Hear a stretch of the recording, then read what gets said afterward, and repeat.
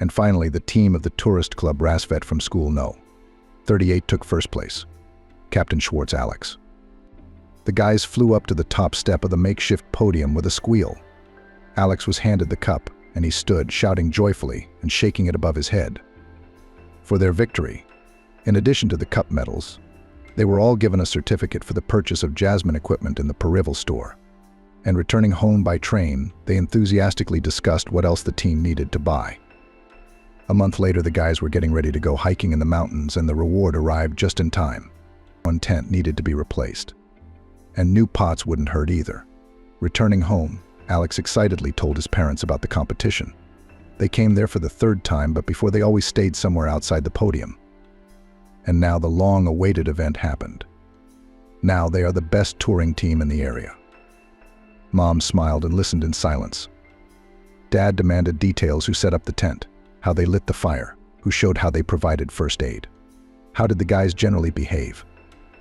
Alex shared his impressions, knowing that his parents would support him, and maybe even point out his mistakes or give him some advice. After all, it was they who, from the age of 7, dragged him along the paths of the mountains. Even at that age, they put a backpack on him, and albeit symbolically, luggage. For a boy, there was no better activity than going on a hike with his parents. It usually lasted 7 to 10 days, but these were the days Alex looked forward to all year. They always discussed together where they would go this time. Mom suggested lakes, and Dad said that his son had already grown up and he could try something more difficult. For example, go to the pass. You walk there wet all the time. What if he gets sick? He has more health than you and me combined, the father convinced. And then, if he ever wants to climb, then this is an excellent test of his preparedness as a tourist. And then there was the heavy body of a truck, in which a 14-year-old boy was shaking along with his group, heading to the starting point of the route. The country road was full of potholes. Cars drove along it several times over the summer and took such enthusiasts to the mountains for active recreation. The rest of the time it was deserted. And of course, no one even thought of repairing it. The whole group was happy to finally jump to the ground when the truck arrived on site. The tourists took apart their backpacks and Jasmine E equipment, thanked the driver, and headed to a nearby clearing to take a roll call, take inventory, and begin the route. Mom, give me something from your backpack, otherwise you can barely carry yours. And mine is very light. Dad hid his smile. What are you saying, Alex? It's not hard for me at all. No, Mom, you are a woman, and I am a man. All men's backpacks should be 7 kilograms heavier. These are the rules. Remember, I have the same one as you. You don't want to be considered a girl, do you? Okay, she took out cans of stew from her backpack and handed them to her son. Alex happily placed them at the bottom of his backpack. Mom, you are the best. Thank you.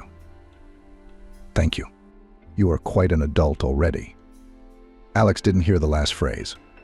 He quickly grabbed his backpack and went to the main part of the group behind the tent. There was a lot of water this year. Alex, who was short for his age, was almost waist deep. He walked constantly wet, rubbed his feet, and did not have time to brush off mosquitoes, which the teenager loved very much. But it was all worth it. When the group arrived at the campsite, set up tents, and sat down by the fire in anticipation of dinner, which was prepared by those on duty, the father took the guitar and began to sing. These were famous bard songs, hits of individual rock bands in my father's interpretation, and of course some military songs. The whole group sang along in unison. Even my mother, who was usually embarrassed to sing, because she believed that she had neither hearing nor voice. Dad had long entrusted his son with setting up the tent, as Alex coped with this task perfectly. The canvas was stretched like a string and did not leak. My son chose the place well too. His father was always happy looking at his confident actions, and the son, knowing that his dad was watching him, tried to show all his best skills. 20-year-old Alex recalled all this when he was sorting out his things after his father's death. Dad quickly burned out from an incurable disease. His mother had been inseparably with him for the past few months, anticipating an imminent loss, abandoned all other matters. And after Dad left, she completely fell into depression and gave up on herself. The son, as best he could, tried to distract her with his stories and just his presence. However, my mother practically did not listen to him. Then Alex decided to start putting things in order on his own in the hope that his mother would see how he was doing everything wrong. She usually said that when she and her dad helped her with cleaning, and she started doing things herself. But Mom sat indifferent to everything. Alex found a small yellowed notebook in which several songs with guitars and chords were written in his father's hand. He held it in his hands, and tears welled up in his eyes. Then he raised his head. "Mom, can I take this?" The woman shuddered, returning to reality. "What?" "I want to take this notebook. Here is the song that Dad sang around the fire." "Yes, of course, son, take it. Maybe we can listen to them?" The mother shrugged. "Listen if you want." "I am busy." Alex got into the computer, found a couple of songs, and turned it on. The son sat down next to his mother and put his arm around her shoulders. Mom sighed strangely, her shoulders shook, and suddenly tears flowed from her eyes, and then sobs were heard. Well, thank God, thought Alex. He was very afraid for his mother's psyche, since during the time he was caring for the patient and after his death, these were the first tears and, in general, the manifestation of any feelings. The young man looked around, swung his foot, and sent the ball in the opposite direction. The player it hit took a shot at goal and missed. "I told you, give the ball to me," called Sergio. "Yeah, and there are 4 defenders around you. You simply wouldn't have time to reach him." But he missed. Happens. After such a warm-up, they returned to the grill, where the friends who took part in the match were grilling shish kebab. "Oh, I wish I had a guitar now," Anthony said. "What can you do?" Friends became interested. "I don't, but Timka can." He winked at his comrade. "Can you play guitar?" Sergio widened his eyes in surprise. "But there is a little. Why don't we know about this?" Yes, somehow there was no need to brag about it. Wait, I'll get the tool now. Sergio was generally distinguished by the fact that he could get a canister of water or a tank in the desert. It depends on your luck. Many times he helped out the guys in difficult circumstances. Once upon a time they met in college, then life scattered them. But when Sergio called Alex with an offer to Jasmine to work in his auto repair shop, he was broke and almost by chance agreed. Now between the 3 of them they had a small network for repairing German cars from 3 car repair shops, and each was responsible for one of them. The guys recruited their other friends, in whose reliability they were confident.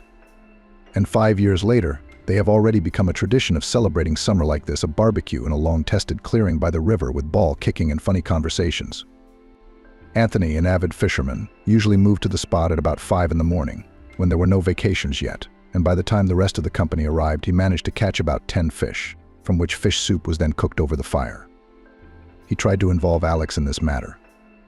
Or rather, Alex himself asked to try fishing a couple of times, and not to say that the experience was unsuccessful. Together they caught 1.5 times more fish. However, the 3rd time Alex said, "Sorry, Anthony, not mine. I can't sit for that long. I don't have enough patience. And they eat mosquitoes too. I'd rather start a fire." By that time, unfamiliar guys woke up and settled down in a nearby clearing. And when Anthony returned with the catch, Alex was sitting by the fire and plucking the strings of a guitar borrowed from the neighbors. "My father always sang this song on campaigns. And now me." "Did he teach you to play?" "No. After his death, I found his notebook with songs, chords, and promised myself that I would learn the same way as him. To never forget and to console my mother, I started taking lessons. That's how I learned." "Why did you never talk about it? Keep it a secret?" Alex shrugged. "No. It just always seemed to me that this was an internal family matter between me and my mother. I studied for myself, and not in order to conquer the public." "But you are in vain. By the way, a guy with a guitar is not only the dream of all young beauties, but also a link for a harsh male company. Okay, I'll take the guitar to the owners." Alex got up and went to give the instrument. Girls poured out of a tent in a nearby clearing and began begging for a concert, which greatly embarrassed the guitarist. Among them was a brown-haired woman with blue eyes and a short-haired blonde. "I swear to you that on any day off, when you say, I will come to your clearing and play for you." "Agreed? By the way, my name is Alex." Kate, the owner of the guitar, introduced herself. "Very nice." Jasmine, the blonde, immediately got into the conversation. "And this is Sandra, Nainalanan." The friends smiled. "Well, what about my proposal to Jasmine?" "Kate, agree." Jasmine lightly, almost boyishly, pushed her friend on the shoulder. "Well, okay," she smiled. "Now I'll just paint the second eye and I'll be ready." "Got it. I'm waiting for you in silence." "Oh, wow." Sergio was delighted when he saw the approaching Apelix accompanied by girls. "My charm was only enough for the guitar." "And that's not the right one," Anthony laughed. "I am so far from music that I had no idea that guitars could differ in the number of strings, 6 or 7. For me, it's such a small thing. And they're also 12. Kate smiled. "But this is already aerobatics." Kate closed Sergio's eyes. The guys met and began to court the ladies. We treated them and had a fun time together. This time Alex took his guitar. "Where are you going?" his mother asked, seeing how he carefully packed the instrument into a case. "I promised that I would play for the guys on vacation." "Okay," she smiled. "Is it only me who knows that you play?" "No, also Anthony. Once I had a chance to play someone else's instrument in front of him. He was the one who ratted me out last time. And Sergio got a guitar there, but the wrong one, so the owner of the instrument sang for us. And I promised to sing next time." "Mistress, were there any girls with you?" "Finally. Otherwise it's all a harsh male company." "I'm afraid to disappoint you, but the girls were not with us. Sergio just found them in a clearing and borrowed a guitar. They rested in a purely female company." "And what? Is this the end of your acquaintance? What do you hope for Jasmine's continuation? Why do you answer a question with a question? And you?" Here they are together, laughing. "Well, happy, son. Hello, friends." "Definitely, Mom." Alex kissed his mother and left the house. The guys sat listening to Alex play and listened to a variety of songs.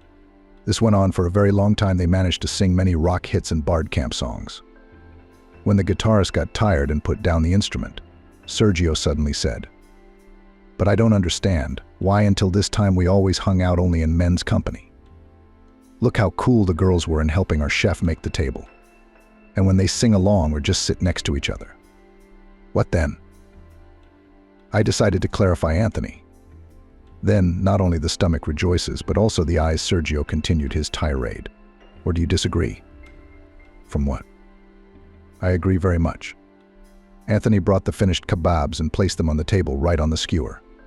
"But we're flying." "Guys, what are you doing?" Kate asked. "Perhaps you study together." "We're friends." We studied. Alex nodded. "And now between the three of us we have auto repair shops for German cars. Nobody needs to fix it." "We must." Jasmine suddenly nodded.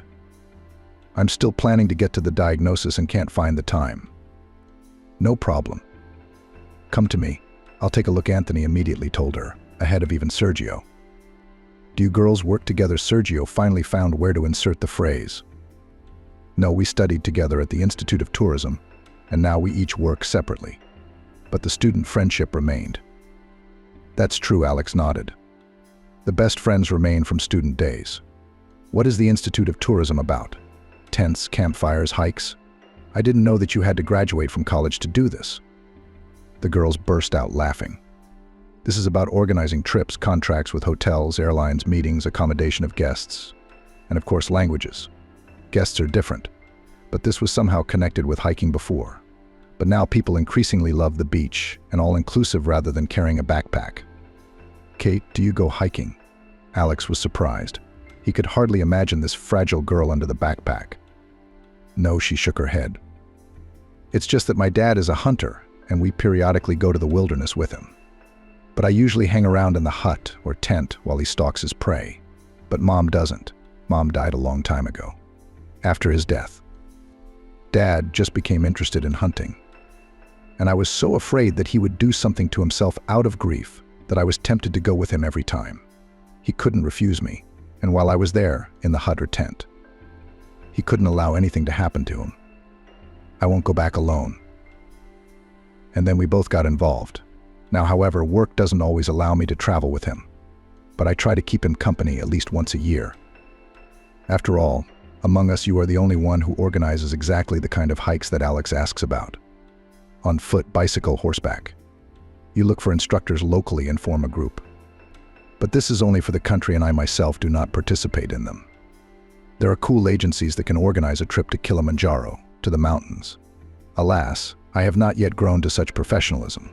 Girls, you tell it in such a way that I just wanted to remember my childhood and also run away on vacation somewhere to climb. Have you ever walked before? Yes, I spent every summer climbing passes and peaks. And besides, I was in the Caucasus. So that's where the guitar comes from. Alex nodded.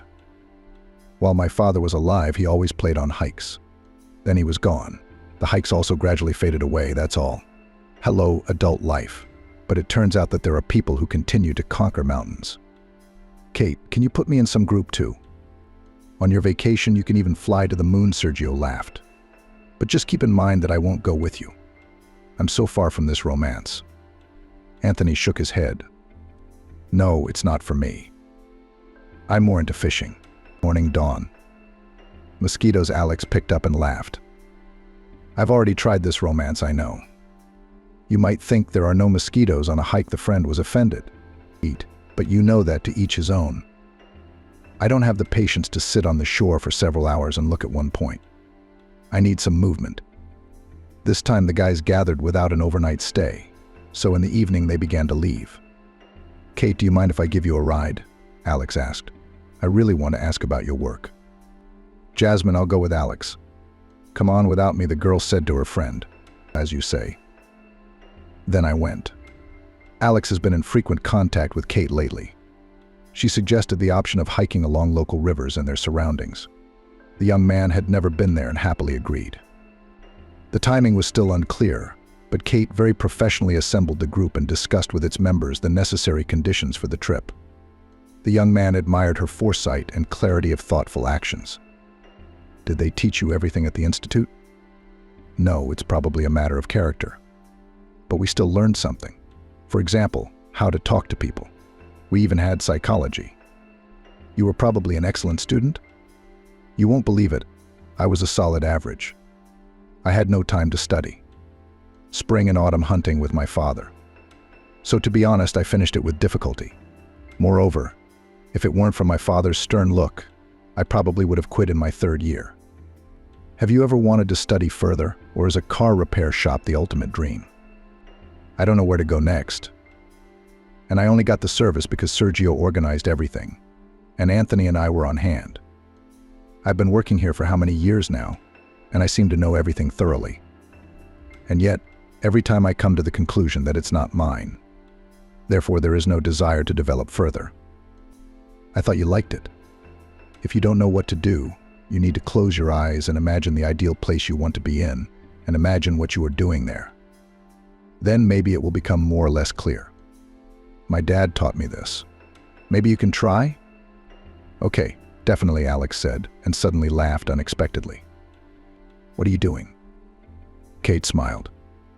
I imagined that if Anthony did this, then some kind of beach would probably appear before his eyes, where he stands and cooks the fish he just caught, and so that no work interferes with his fishing. We don't know what's in our heads. Have you decided to imagine the future for a friend? It's true. It would be better to decide for yourself. Alex took his guitar with him. He sang in the evenings for the group, when everyone sat around the fire after a hard day. The hike organized by Kate, of course, was very different from those that he enjoyed as a child. The group carried a minimum of food with them. There were stops everywhere where supplies were waiting for them, and all that remained was to overcome the distance to get from point A to point B. The group was surprisingly friendly and cheerful. Everyone helped each other and even started their own tradition. Every day someone told about themselves, what they do in life, why they decided to go on a hike, and how their loved ones reacted to it. Everyone talked about families at will. The eldest of the group, Charlie, turned out to be an avid hiker. At the same time, he worked as a teacher at the institute and sometimes told interesting stories of student life that passed before his eyes. Usually at such moments, Alex felt that he regretted that he never went on to study further. But even following the advice, he still could not imagine a specialty that would be interesting to him. However, after my return, I suddenly realized that meeting a law school teacher would come in handy in order to solve problems arising in business. When he called his former instructor with another question, Charlie asked him, "Alex, don't you want to take training with us? As I understand it, This would help you solve many business-related issues. What are you doing, Charlie? And what about the work? I have absolutely no time to study. Yes, but still think about it. I don't refuse to help you, but it seems to me that it would benefit you. And you refused? Kate was surprised when he conveyed his conversation to the girl. After Alex returned from the hike, they began to communicate often. Maybe because Alex was grateful to the girl for a great vacation. Or maybe it was because every night on this vacation he dreamed of her. He understood that he had fallen in love with a girl but did not know how to say it. Therefore, I tried to communicate with her more often, so as not to accidentally lose sight of her. Perhaps you can save a lot on the services of a lawyer if you yourself have a legal education. Sergio happily jumped on this idea. What are you doing? This is cool.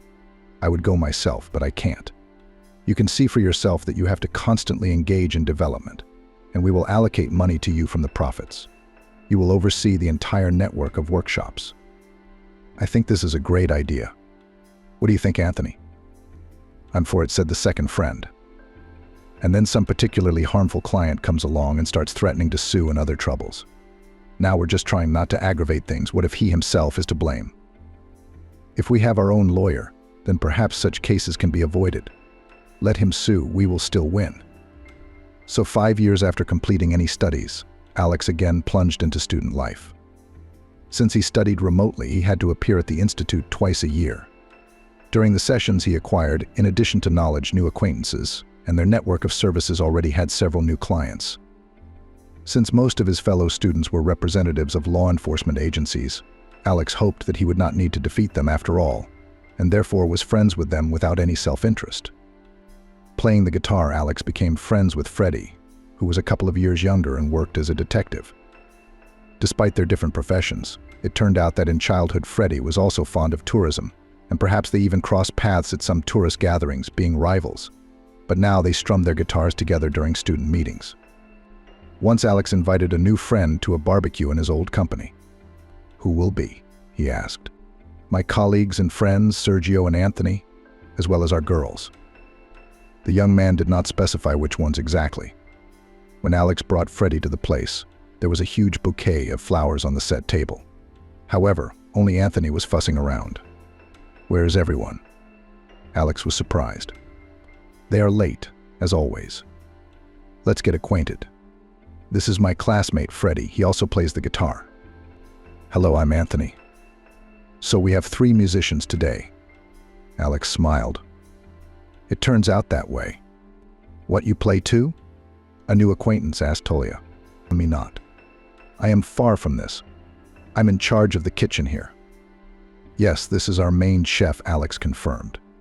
And by the way, are we having a holiday? Where are the flowers from? But I wanted to talk to you about this in private, if possible. Anthony took his friend aside. When the company arrived, everyone met Freddie and sat down at the table to unanimously praise Anthony's traditional amazing kebab. He looked significantly at Alex. The young man nodded, wiped his hands, and picked up the guitar. Alex, eat, otherwise you won't get the barbecue. I'll have time. Now the ceremonial part begins. Which? Those present were amazed. Dear Jasmine, said the fishing enthusiast, I asked you to sing this song for me, because you know that I'm not much of a singer. Ugh, I'm already scared. The girl burst out laughing. Anthony was confused. Sorry, it was just very unexpected to hear this from Alex. I wanted to say that we haven't known each other for long, but I can't imagine how our company could have managed before without your amazing voice, cunning fox eyes, and Jasmine's movements, reminiscent of a fast wind. Anthony's voice trembled a little.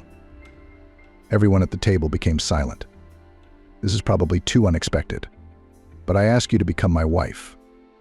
Wow, Sergio exclaimed. That's who I didn't expect from. Everyone looked at Jasmine. Her usual carelessness and sweetness had disappeared somewhere. The girl blushed, then got up from the table and walked up to Anthony. Well, why all this? You could have asked me quietly, but now if I refuse, I will have to make excuses. I will lose good friends. Are you refusing me? Anthony asked almost in a whisper. And then the girl suddenly burst into a smile. Did I scare you well?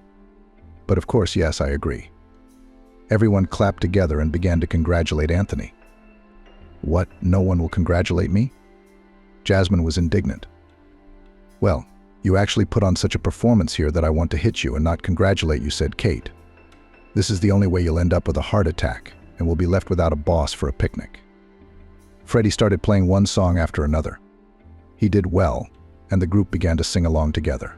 And while no one noticed, Alex pulled Kate out from behind the common table, and they went for a walk along the shore. Did you know? Asked the young man. What? The girl was surprised about Jasmine and Anthony. Yes, I knew about them. They have been dating for a long time. It's been over a year now. But she didn't tell me. But it wasn't my secret. Kate shrugged. I thought they were just living quietly and peacefully together, and everything that happened today was a surprise for me, as it was for everyone. However, it was you who started singing the song. Yes, Anthony asked me to do this before you arrived. And I already saw a large bouquet in the vase, so I compared the facts and guessed what would happen. What does your new friend do? Freddie. He's from the police. Wow. Where I study, almost all of my fellow students have shoulder straps. He and I just have a lot of common interests. And when we got to know each other better, it turned out that we even crossed paths with him at school age on tourist slabs. They just didn't remember each other. By the way, I told him about Baikal and he became interested. He says he always dreamed of going there. So maybe you'll get another client soon. When the guys returned to the company, Jasmine immediately began asking to play Kate. None of the men, no matter how beautifully they play the guitar, sings romances better than you. Take the instrument, let's sing about your beloved. In honor of my holiday today, please. Kate took the guitar, sat comfortably on the bench, raised her eyes and quietly stroked the strings, and then everyone together, including the guys, sang this lyrical romance. Kate went with Sergio after the holiday. Alex gave Freddie a ride home. So how is it? He asked his comrade, did you regret that you went? No, everything was fine. I haven't rested like this for a long time. Thanks for the invitation. It's good with colleagues, of course, but all they talk about is work. And then there's a change of scenery. And you see, I got to the holiday. It was completely unexpected, Alex agreed. And your girls are good, calm, and cheerful. They don't hang themselves around their necks. They don't pretend to be princesses. Such they're guys, as they say. I would strike for Kate, but she's already taken. And Anthony, I wish my wife happiness. You can really feel the chemistry between them. Is Kate busy? Alex was surprised. Why do you think so? If it's about the fact that Sergio went to see him off, then that's not what it's about at all. Freddie looked at Alex in surprise. Isn't she yours? My? Alas, we are only friends. Alex, forgive me, of course, I'm not an expert on human souls, but friends don't look at each other like that. Are you kidding? Or did it really never occur to you? Yes, you should look from the outside how she looks at you. I won't say anything about how you glare at her. It seems to me that you are mistaken. Yes, I like her. I think I'm even in love with her. But she treats me absolutely calmly. And yet, if anyone is mistaken, it is you. Try to take the first step. You will see for yourself. Alex really wanted Freddie's observations to be true. But every time he talked to Kate, he did not see any evidence that he himself was even the slightest bit interesting to the girl. However, before each meeting, he took a long time to tune in and figure out how to say about his feelings. He decided that this time he would definitely do everything. And then at the meeting he retreated, and not finding the courage, postponed it for another time. Sergio couldn't afford to just organize a table for a friend's wedding. He also demanded that each of those invited congratulate the newlyweds. It doesn't matter what it will be, poems of our own composition or wall newspapers, but the guy should see what we thought about them when we were preparing for the holiday. Alex racked his brains, thinking about such a unique gift. He didn't know how to write poetry, much less dance. Repairing a car or starting a fire with one match in wet weather, yes, but for some number. Everyone already knew about playing the guitar. Unless you learn a new song. But again, it will be someone else's song, not his own. What's the point? Suddenly Kate called with the same question. Alex, what do you think about the gift? I don't know, Kate. I can't do anything, just guitar. But you are better here than I can be. So if you want to play something for them, please do so. I still have no thoughts. And I had, what idea? What if you and I play them a medley of our favorite songs with 2 instruments, huh? Well, not just one, but several at once. With improvisations and transitions, what do you think? Cool. You just need to choose what they like. And then we will have to rehearse for sure. We can have it at my place. The office is free in the evening, we can meet there. And after the rehearsal, I will give you a ride home. Great. Then let me write a list of songs now, and only then you will look for chords for them. And for example, the day after tomorrow we will meet and try to combine it somehow. However, rehearsing in the office in the evening turned out to be not a good idea. There was always someone who walked through the open door and started asking something. After 2 rehearsals, the guys decided that they wouldn't have time to do anything like that. Maybe then to my house, he suggested, and immediately hurried to calm the girl down. Don't worry, I live with my mother. I'm not worried at all. We can do it with me too. But I'm afraid Dad will not let us concentrate out of curiosity. I think Mom won't interfere with us, Alex smiled. Mom, I'll come tomorrow after work with my girlfriend. We need to rehearse on the guitar. Okay, son, what kind of girl is she? Good. Very. And he plays the guitar great. You'll hear it yourself. What do you have? Some kind of performance. Why suddenly rehearse? Yes, I didn't tell you. Anthony Jasmine is here. So Sergio ordered all the wedding guests to prepare some kind of congratulatory number. We will rehearse it. Anthony is great. Do you know the girl? Certainly. She is Kate's friend. Name is Jasmine. Who is Kate? I'll introduce you to her tomorrow. I'll wait, Mom smiled.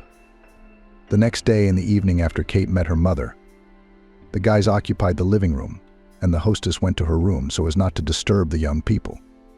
She left there when Kate was already getting ready to go home. Kate, forgive me my curiosity, but where did you learn to play so well? Alex doesn't catch up with you. Thank you.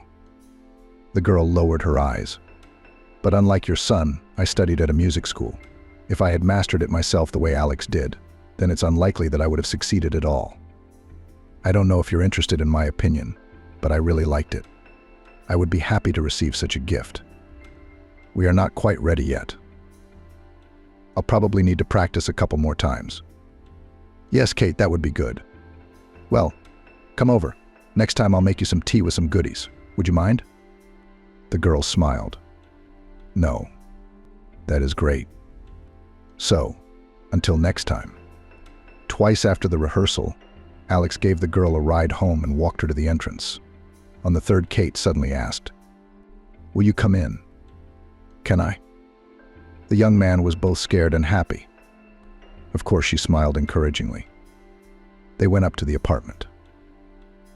Now, thought Alex, it's time, the most opportune moment. But at the same time, he silently looked around the walls of the rooms on which diplomas and some of his father's hunting trophies hung. "Where is Dad?" he asked Kate, as always on the hunt. "He'll be back in 3 days. Interesting about you. Do you want some tea?" "Yes, thank you." "Then sit here." The girl gently pushed him onto the sofa. "I'll put the kettle on now." And she went out to the kitchen. Alex struggled with himself. He was very scared to take the first step, but at the same time he understood that he couldn't imagine a better moment.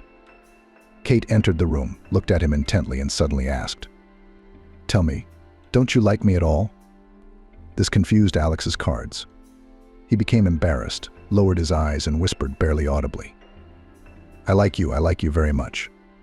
"What?" "Sorry, I didn't hear." Kate came close to the seated guest, and then Alex gained strength and intelligence. He suddenly grabbed the girl by the hand and, pulling her towards him, sat her on his lap. "I said that I really like you," he repeated clearly and looking straight into Kate's eyes. Then she put her hands on his shoulders and brought her face close to him. "Then what are you waiting for?" And then Alex was overcome with fever. He began to stroke his lover's hair and cover her face with kisses. She answered the young man, then slowly began to take off his shirt. Everything swam before Alex's eyes. He felt like he was about to burst with desire. And taking her hands in his, he paused the girl a little. "Let's not go so fast. I want to see you." Then he began to slowly undress Kate, kissing every exposed piece of her body. The girl moaned and leaned back on the sofa. Then Alex tore off his clothes and pressed himself against the same naked body. They started slowly, but each time they began to spin faster and faster in the dance of love. It was so wonderful that even after completely possessing each other, they still could not close their embrace. "Maybe we can go to the bed?" asked Kate. "It should be more convenient there." Alex picked her up and carried her into another room. When he approached the bed and put his beloved girl there, his knees were already giving out from the newly surging desire. He lay down next to her and continued to caress her body. During this night, they reached the heights of bliss many times. We slept very little, each time interrupting our sleep with the delight of possessing each other. But in the morning, we were full of energy and very happy. "Why? But why did you wait so long?" Kate asked him in the morning. "I wasn't sure if you were interested in me. I was afraid to seem naive." "You can't be so blind. I wanted you from the very first time we met, when you brought and returned my guitar. You were so..." The girl paused and then continued, "so much of a man that if it weren't for the girls, I would have given myself to you there right away, in the tent. Then I thought that we would definitely be together. When you came to me about the tour, a year, even more, do you hear? I've been waiting for you for over a year. I already began to understand that you would never dare. I had to take everything into my own hands. Thank you, dear, for your love and for not being afraid to take the first step. I thought about this for a long time, but still couldn't decide. Yes, I saw this, and frankly speaking, I was afraid that everything would pass before it even began. And I will regret this for the rest of my life. Now you won't. Now I will be happy, and thank you for that. No, for you, my love." Alex kissed the girl on the lips, and they both felt his growing desire. At the wedding, only their duet was a resounding success.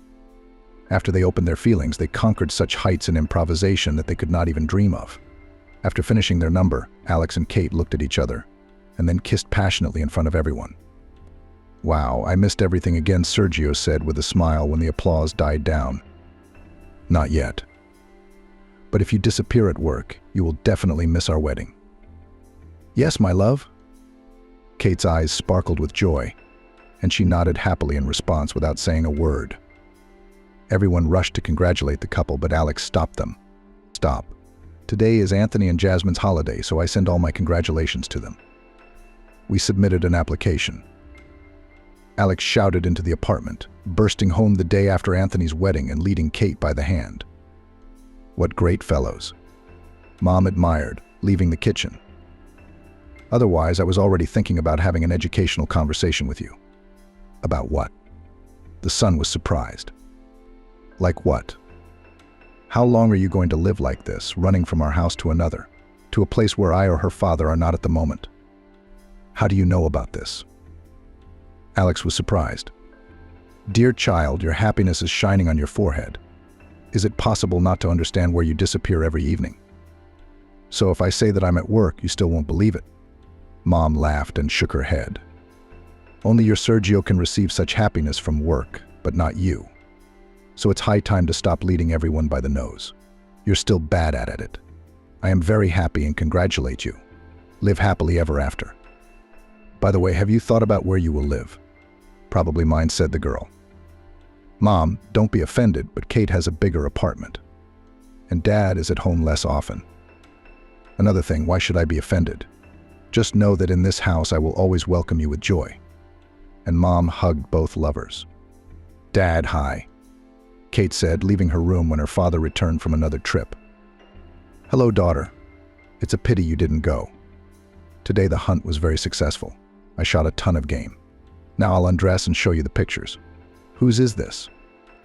The father looked in amazement at the large men's sneakers. "You are not alone?" At that moment, a male silhouette appeared. "Dad, meet me. This is Alex. He and I filed an application. I'm getting married." The daughter broke into a smile and looked at her father. "And your hunt, I see, was even more successful. And how did you two meet?" asked the father when he joined dinner after a shower. "Like everything in our lives, by chance," Kate smiled. "Friend Alex borrowed my instrument for him, but it didn't fit. That's all. Without details." "Do you play guitar too?" Bob asked the guest. Alex nodded. "It's clear. What do you do in life? I work at a car service center. A male profession, respectable. Electrician, tinsmith, painter? Alex smiled. A bit of everything. How is that? Dad, he owns a car repair shop. My daughter interjected into the conversation. Oh, that's it. A businessman, then? Well, not really, it just happened that way. Where does the music come from? It's for the soul. Father played, and when he passed away, I also decided to learn in memory of him. Are there any other hobbies besides music? Football, fishing, hunting, fishing? Absolutely not. I tried it a couple of times with a friend, but it wasn't for me. Sometimes we play football with the guys on vacation. But no, not a fan.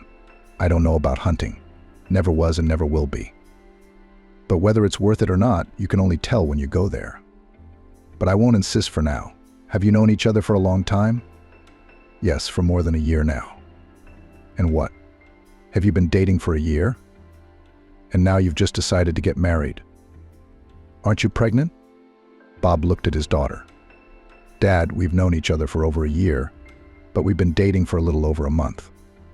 And immediately Jasmine is there. You won't please. A year is a lot. A month is not enough. Are you jealous or what?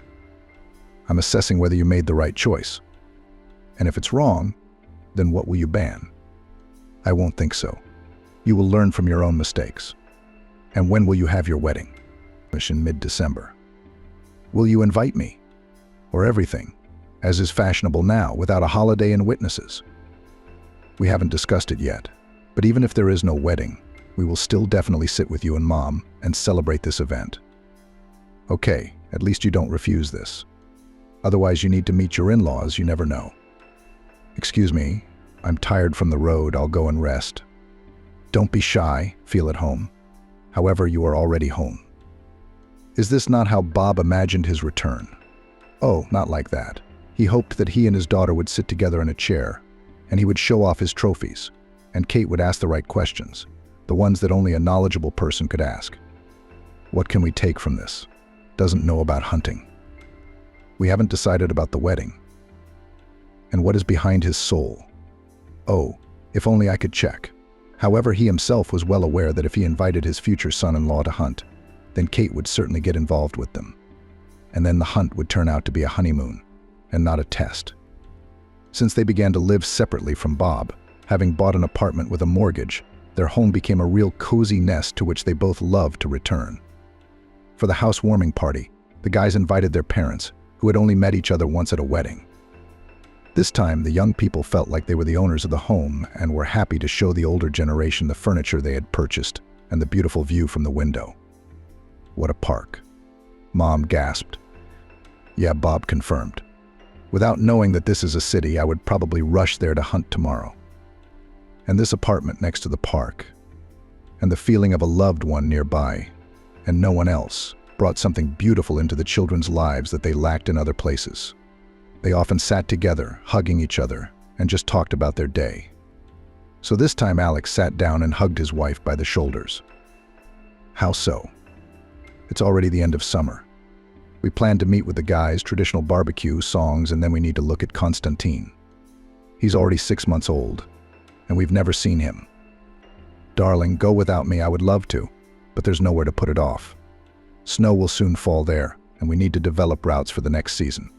Over the past year, the company Kate worked for has expanded greatly. Domestic tourism has become increasingly popular, and despite the expansion of staff and increased salaries, there has only been more work. Alex more than once suggested that his wife quit. Kate invariably refused, but he did not insist, realizing that she liked this work. Although it has become difficult lately, everything in their services was stable, and although spare parts have risen in price along with cars, the flow of customers has not dried up. Anthony and Jasmine have a son. The young parents constantly posted his photographs and videos taken in the general chat. And on August 15th, everyone already agreed to meet at the traditional place. And here it is on you. Kate has a business trip. The guys will be upset. Tell them that we will come personally later and meet the baby.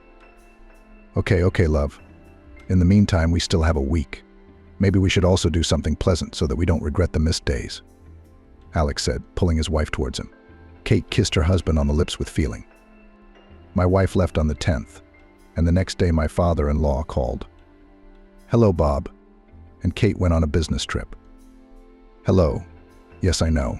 I already called her, and she scolded that it was late at night, and she had to choose the time. I chose not to wake him up. How was I supposed to know that she was going to the ends of the earth? What are you doing?" "Here, we are going to meet with friends. I received a list of products that need to be brought. I went shopping. Look, only his wife is at the door, and he's going out with his friends.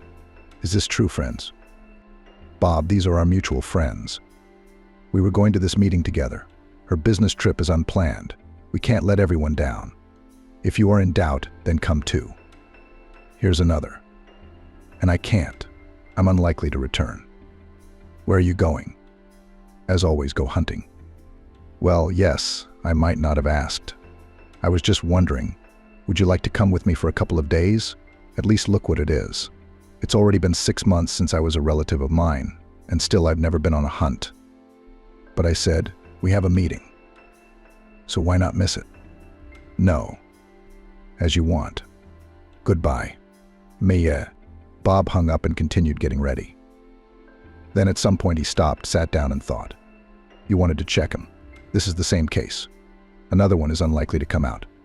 Kate is wandering to the other end of the world. She won't follow us. We just need to somehow persuade him." "But how?" The man thought a little more and then dialed the familiar number again. "Alex, hello again. What do you say if I move the start of the hunt to 16? You can sit with your friends, relax, and then spend some time with me." And then it became a bit difficult to walk alone.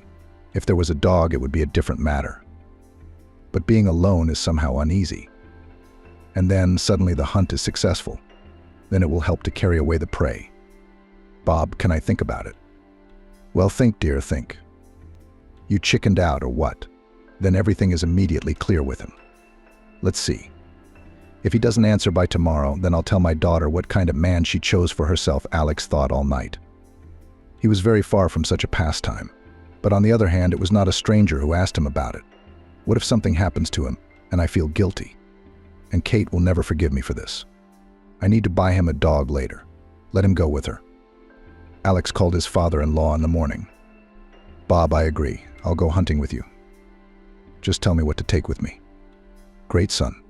You don't need anything special. Take a change of clothes, and everything else is on the farm in the hut, so you can go light." "I understand you." So on the 15th we call and arrange a meeting. Great. I am waiting for a call. Alex was very surprised by this nothing needed from his own experience. He knew that anything can happen in the forest, and in his backpack there must be an emergency supply in case of such an event. It usually contains matches, dry fuel, and disinfectant powder. He threw all this into the bottom of his backpack, adding a couple more chocolates to restore his strength. And at the last moment I put down a small travel mug. How far away is unknown. Do you suddenly want to drink? Bob, seeing his son-in-law's small backpack upon meeting him, chuckled with satisfaction and headed into the car along a familiar road. Near the village on the edge of the field, he left her and nodded to Alex to follow him. We are now in the forest, and it's a long walk along the familiar path, about 4 hours. How long did it take us to get here? For 3 days, no more. I need to be back by Friday. There will be the last season of a series about hunting on the channel. I didn't know you were into TV series. This is not just a series, it is a documentary story about hunting. They release them seasonally. I watch them by subscription. It's clear. They walked and talked about hunting. Bob showed places and told his son-in-law about his achievements. About 5 years ago, I picked up 4 healthy boars during 4 hunting trips. I was happy like a child, until it was time to get out. Only then did it dawn on me that I had no idea how to get them to the car. I had to call helpers and share the spoils. And not a single hunter likes to share his prey, by the way. I guess Alex smiled. After a couple of hours, the father-in-law got tired and walked in silence, making his way with difficulty. Finally, he sighed and sat down on a fallen tree trunk. Let's sit. Are you tired, Bob? Maybe I can help with something. Let's put something from your backpack into mine. It will be easier for you. I'm not that old. I can handle it myself. I can't bear my own burden. When it was time to get up, he stood up, looking around. Listen, I don't recognize these places. Did we accidentally get lost? Come on, Bob, you yourself said that you know every path in these places. Well, apparently not everyone. Do you know that? Wait for me here. Okay, I'm running around the neighborhood now. I'll look. I'll find familiar landmarks and follow you. So at least leave your backpack. No, I feel better with him. And again, cartridges, spare clothes. No, I'm better off with him. Come on, rest, I'll be back soon. Bob stood up and surprisingly easily disappeared behind the tree trunks. Okay, thought Alex, let's wait. No wonder he asked me to go with him. Apparently my memory is already failing, but nothing. He has a good instinct, he will find a path, and if he doesn't find it, he will simply go back to the people. I roughly remember the road, it's true. It's difficult to find directions when you're walking for the first time. But in the end, there is the sun. You can follow it. The young man leaned his head on the backpack and closed his eyes. After meeting with friends, then getting ready and getting up early here, in the fresh air, it makes you sleepy. If I take a nap, I'll be a little more alert, Alex thought, and almost immediately fell into oblivion. Bob walked away to the side with a brisk step. Let's see how you can live without water, food, and the internet. You thought we'd hang out for a couple of days, and then I'll find you and look at your condition. Otherwise, in the city, you are all good at fluffing your tails. What will it be like for you when you need to survive? He knew exactly where he had left his son-in-law, and had little doubt that in a couple of days he would find him there, or nearby. Having reached the hut, the man gladly threw off his backpack, put the gun next to the headboard, undressed, and went to bed on a very comfortable bunk, which he had put together himself 20 years ago. Bob, laughing, was in charge of the hut. The next day he was going to go pick up his unlucky son-in-law, who probably already realized that he was left alone without help. Nothing. Let him feel the full depth of his sex, Jasmine me. In the meantime, I'll prepare the gun here, weld it so that there's something to eat. I'll take it with me, otherwise he's probably hungry. The man went to the well and scooped up a bucket of water, took out a pot, poured in the cereal and poured water over it. He placed it on the stove, in which pre-prepared dry firewood crackled merrily. Bob woke up at about 4 in the morning. It is still dark at this time in August. He calmly made himself breakfast and coffee and waited for dawn, when the tops of the trees became visible against the backdrop of the brightest sky. The man took a backpack and a gun and went in search of his son-in-law. Traces he could read well, and he clearly remembered the place where Alex had left it. A couple of hours later, he saw signs that Jasmine was approaching that same log and soon found it. Only the son-in-law was not there, and there were no signs of anyone's presence. Bob noticed the remains of a fire. Wow, there was something to light it up with. He was surprised after he began to look around the places, hoping to find his son-in-law somewhere nearby. The search has not given any results.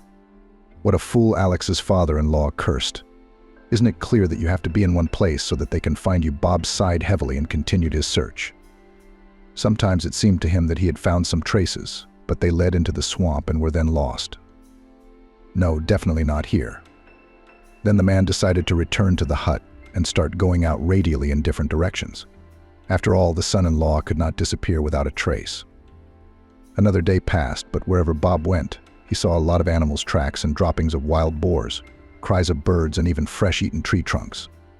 This means that Alex was not there, otherwise he would have scared everyone with his presence long ago.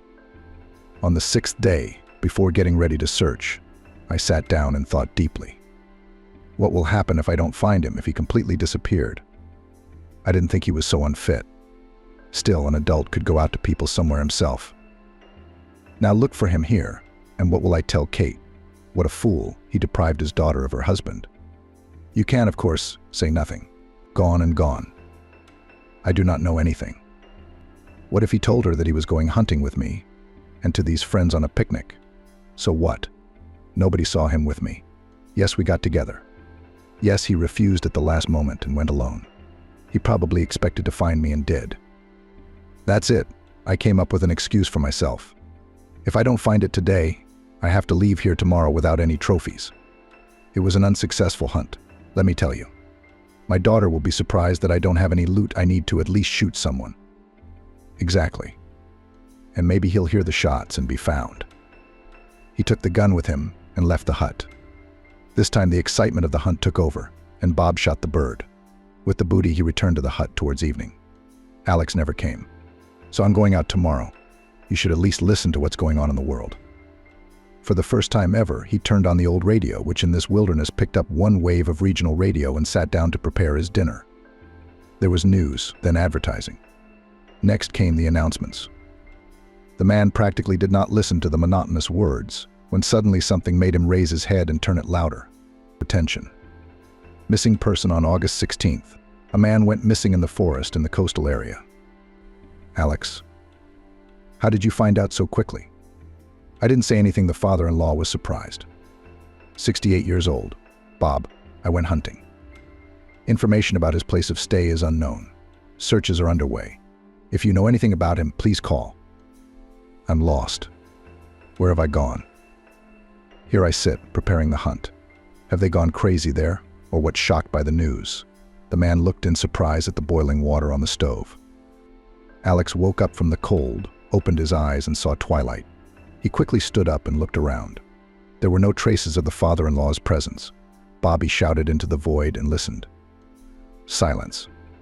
Not a rustle, not a crunch of branches. Then the man turned in the other direction and cupped his hands. Apparently, he had to spend the night in the forest. He carefully walked around the place where he was. It was quite dry. There was earth underfoot and moss next to the trees. Should I make a fire or not? Suddenly, he will be indignant that I scared all the animals. Well, what a hunt in the twilight. He'll shoot at me out of fear. Maybe it would be better to make a fire after all. Again, someone might find him. Alex, before it got dark, pulled out his emergency supply from his backpack. He took out one tablet of dry fuel, a box of matches, and made a fire. As soon as the thin branches caught fire, he immediately went to look for larger sticks to keep the fire going. I saw chocolates in my backpack. I wanted to eat. No, I won't, he decided. I'll eat something sweet. I'll want to drink, but I won't find water in the dark. I'd better look for water tomorrow morning, and then I can have a snack. With these thoughts, Alex settled down for the night on Sukhoi. I woke up early in the morning with mosquitoes buzzing over my ear. The fire went out. There was no sign of Bob or anyone else. Alex shouted to his father-in-law a couple more times. At the sound of a human voice, a pair of sleepy birds called out, and there was silence again. The man was wondering what to do. There were two options: try to find my father-in-law, or give up and get out of the forest on my own. What will I tell Kate with horror? The thought came to his mind, no, we have to look for the old man. And water too. Alex collected his things, put a tablet for water disinfection from his backpack into his pocket, and walked away, carefully watching around him. He was a tourist, not a tracker. Therefore, he knew how to behave alone in the forest. But how to track the movements of another person? No. Periodically, the man called his father-in-law by name and shouted. When he came across a stream and saw the water, it seemed clean to him. Alex decided to save the pill and tried this. Tasty. Now you can have some food. He took out a chocolate bar and, chewing it slowly, sat and pondered what to do next. It took a long time to find Bob. If he managed to go far, then Alex alone cannot cope, which means he needs to call for help. The old hunter was an experienced man, and if everything was in order with his health, he could hold out in the forest for a week, or even more. Therefore, the sooner Alex asks for help, the greater the chance of finding him. He stood up and continued searching for his companion. Alex was looking for his father-in-law until 4:30. I found a raspberry patch where I managed to eat a little, and then, a few meters later, some currants. But after the last deadline he set for himself, he stopped himself and decided to move in the opposite direction. He walked on a whim, skirting large gullies and jumping over springs and puddles. By 6 in the evening, for some reason he found himself in a swamp, although according to his calculations, there should have been a power line returning from the swamp to solid ground. The man stopped to think. I decided that I had made a mistake about 20 minutes ago. And looking, I went back. Then he chose a different direction and walked along it for a long time. When it began to get dark, suddenly a car horn sounded clearly in the silence. Alex listened. Once again, beep. And this second one allowed the satellite to determine the side in which Most likely there were people. If initially he had planned to spend this night in the forest, now, knowing where to go, he almost ran, trying to get ahead of the night. When it got completely dark, he thought that he would still have to stop for the night. But then I saw lights ahead. They took him to a field beyond which there was a village. Alex quickly crossed the field and knocked on the first house where the windows were lit. However, even before he knocked, a dog was heard barking in the yard. The tired man was glad to see him. This means there are people, accommodation, and help. Entering the house, the first thing he said was, "A man disappeared in the forest, my father-in-law." The owner looked at him suspiciously. "How did you disappear? Can I have some water? I haven't drunk much for 2 days." "Yes, please. Will you eat?" Alex nodded. Already sitting at the table, he began to talk. "My father-in-law invited me to hunt. He and I arrived and went into the forest. I don't know where we arrived.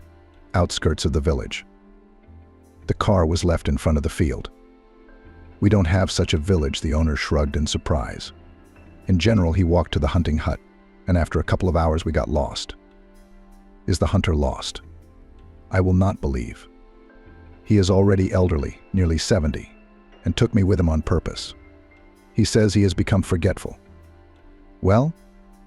"When he realized that we were lost, he said that he would go look for a path and disappeared." "How did you disappear?" "For a long time. Yes, it's been 3 days since I've been walking through the forest, looking for him, screaming. To no avail, he doesn't respond. I decided to get out to people and ask for help." "Where is your weapon? If a hunter?" "I'm not a hunter. He took me for the first time. Take a look, he says, you might like it. But he had a weapon, but I didn't. It's clear. But now it's night. No one will look for him. If a hunter has a gun, then he shouldn't go missing. But he is an elderly man. You never know what happened. Maybe he had a heart attack or twisted his leg. Let's go to bed for the night. As soon as it dawns, we'll go organize searches. There's a guest house in the yard. You should go there." The hostess saw the guest off and opened the door to a small building for him. "The toilet is over there in the yard." She showed a wooden structure. "Good night." "What about the dog?" "What is the dog?" "She won't attack me when I go to the toilet." "The dogs are guarding the gate. If you decide to run away, they won't let you in. And you can walk around the yard." "Thank you. Get down. Nicholas will come for you at 6 o'clock. Listen, all this is somehow suspicious. Do not you think?" Nicholas asked his wife. "Hunter without weapons. The father-in-law has disappeared. Maybe they didn't get along. Yes, I shot him and threw away the weapon. Since you yourself know that a weapon, once officially registered, cannot be thrown away. The soul will be taken out if they find out about the loss. Okay, I shot my father-in-law with the weapon and left it next to the body. It seems to me that you've seen enough detective stories. But I agree, it looks suspicious. We should report it to the police." Alex, after wandering through the forest, immediately fell into a deep sleep and woke up only when he heard the creak of the door opening. The owner was standing on the threshold. "Good morning. What is your name?" "Alex." "And you?" "Nicholas." "Right. But let's go to the hut and begin the search." The morning turned out to be gloomy and rainy. The gray sky hung over the trees like a prediction of disaster. A police squad was waiting at Alex's house. "Get ready, dear man. We'll go to find out the identity and investigate the incident." "Let him eat something." The hostess stood up for the guest. "We don't have time. Wrap something for him with you. Have a snack on the way." It's not that Alex wasn't expecting the police, but he still had some kind of bad taste in his mouth. He thanked the owners and went to the department. In the car, Alex was thinking about how to speed up the search process, call and tell Kate about everything. What can she do 9,000 kilometers away? He will just worry. The husband decided not to upset her. Suddenly it flashed in his head, Freddie. Exactly. He could help, but he didn't remember how to find his number, and his phone was dead. Ask the police to charge it. What if they don't? Sergio needs to call. Firstly, he's an excellent organizer. He can do everything himself. And secondly, he can find Freddie. Well, Hunter? Do you have any documents with you? Alex was glad that he had grabbed the rights just in case. Yes, and put the plastic card on the table. The policeman looked at it, turned it over in his hands. And for weapons? I don't have a weapon. This father-in-law is a hunter, and he just took me for company.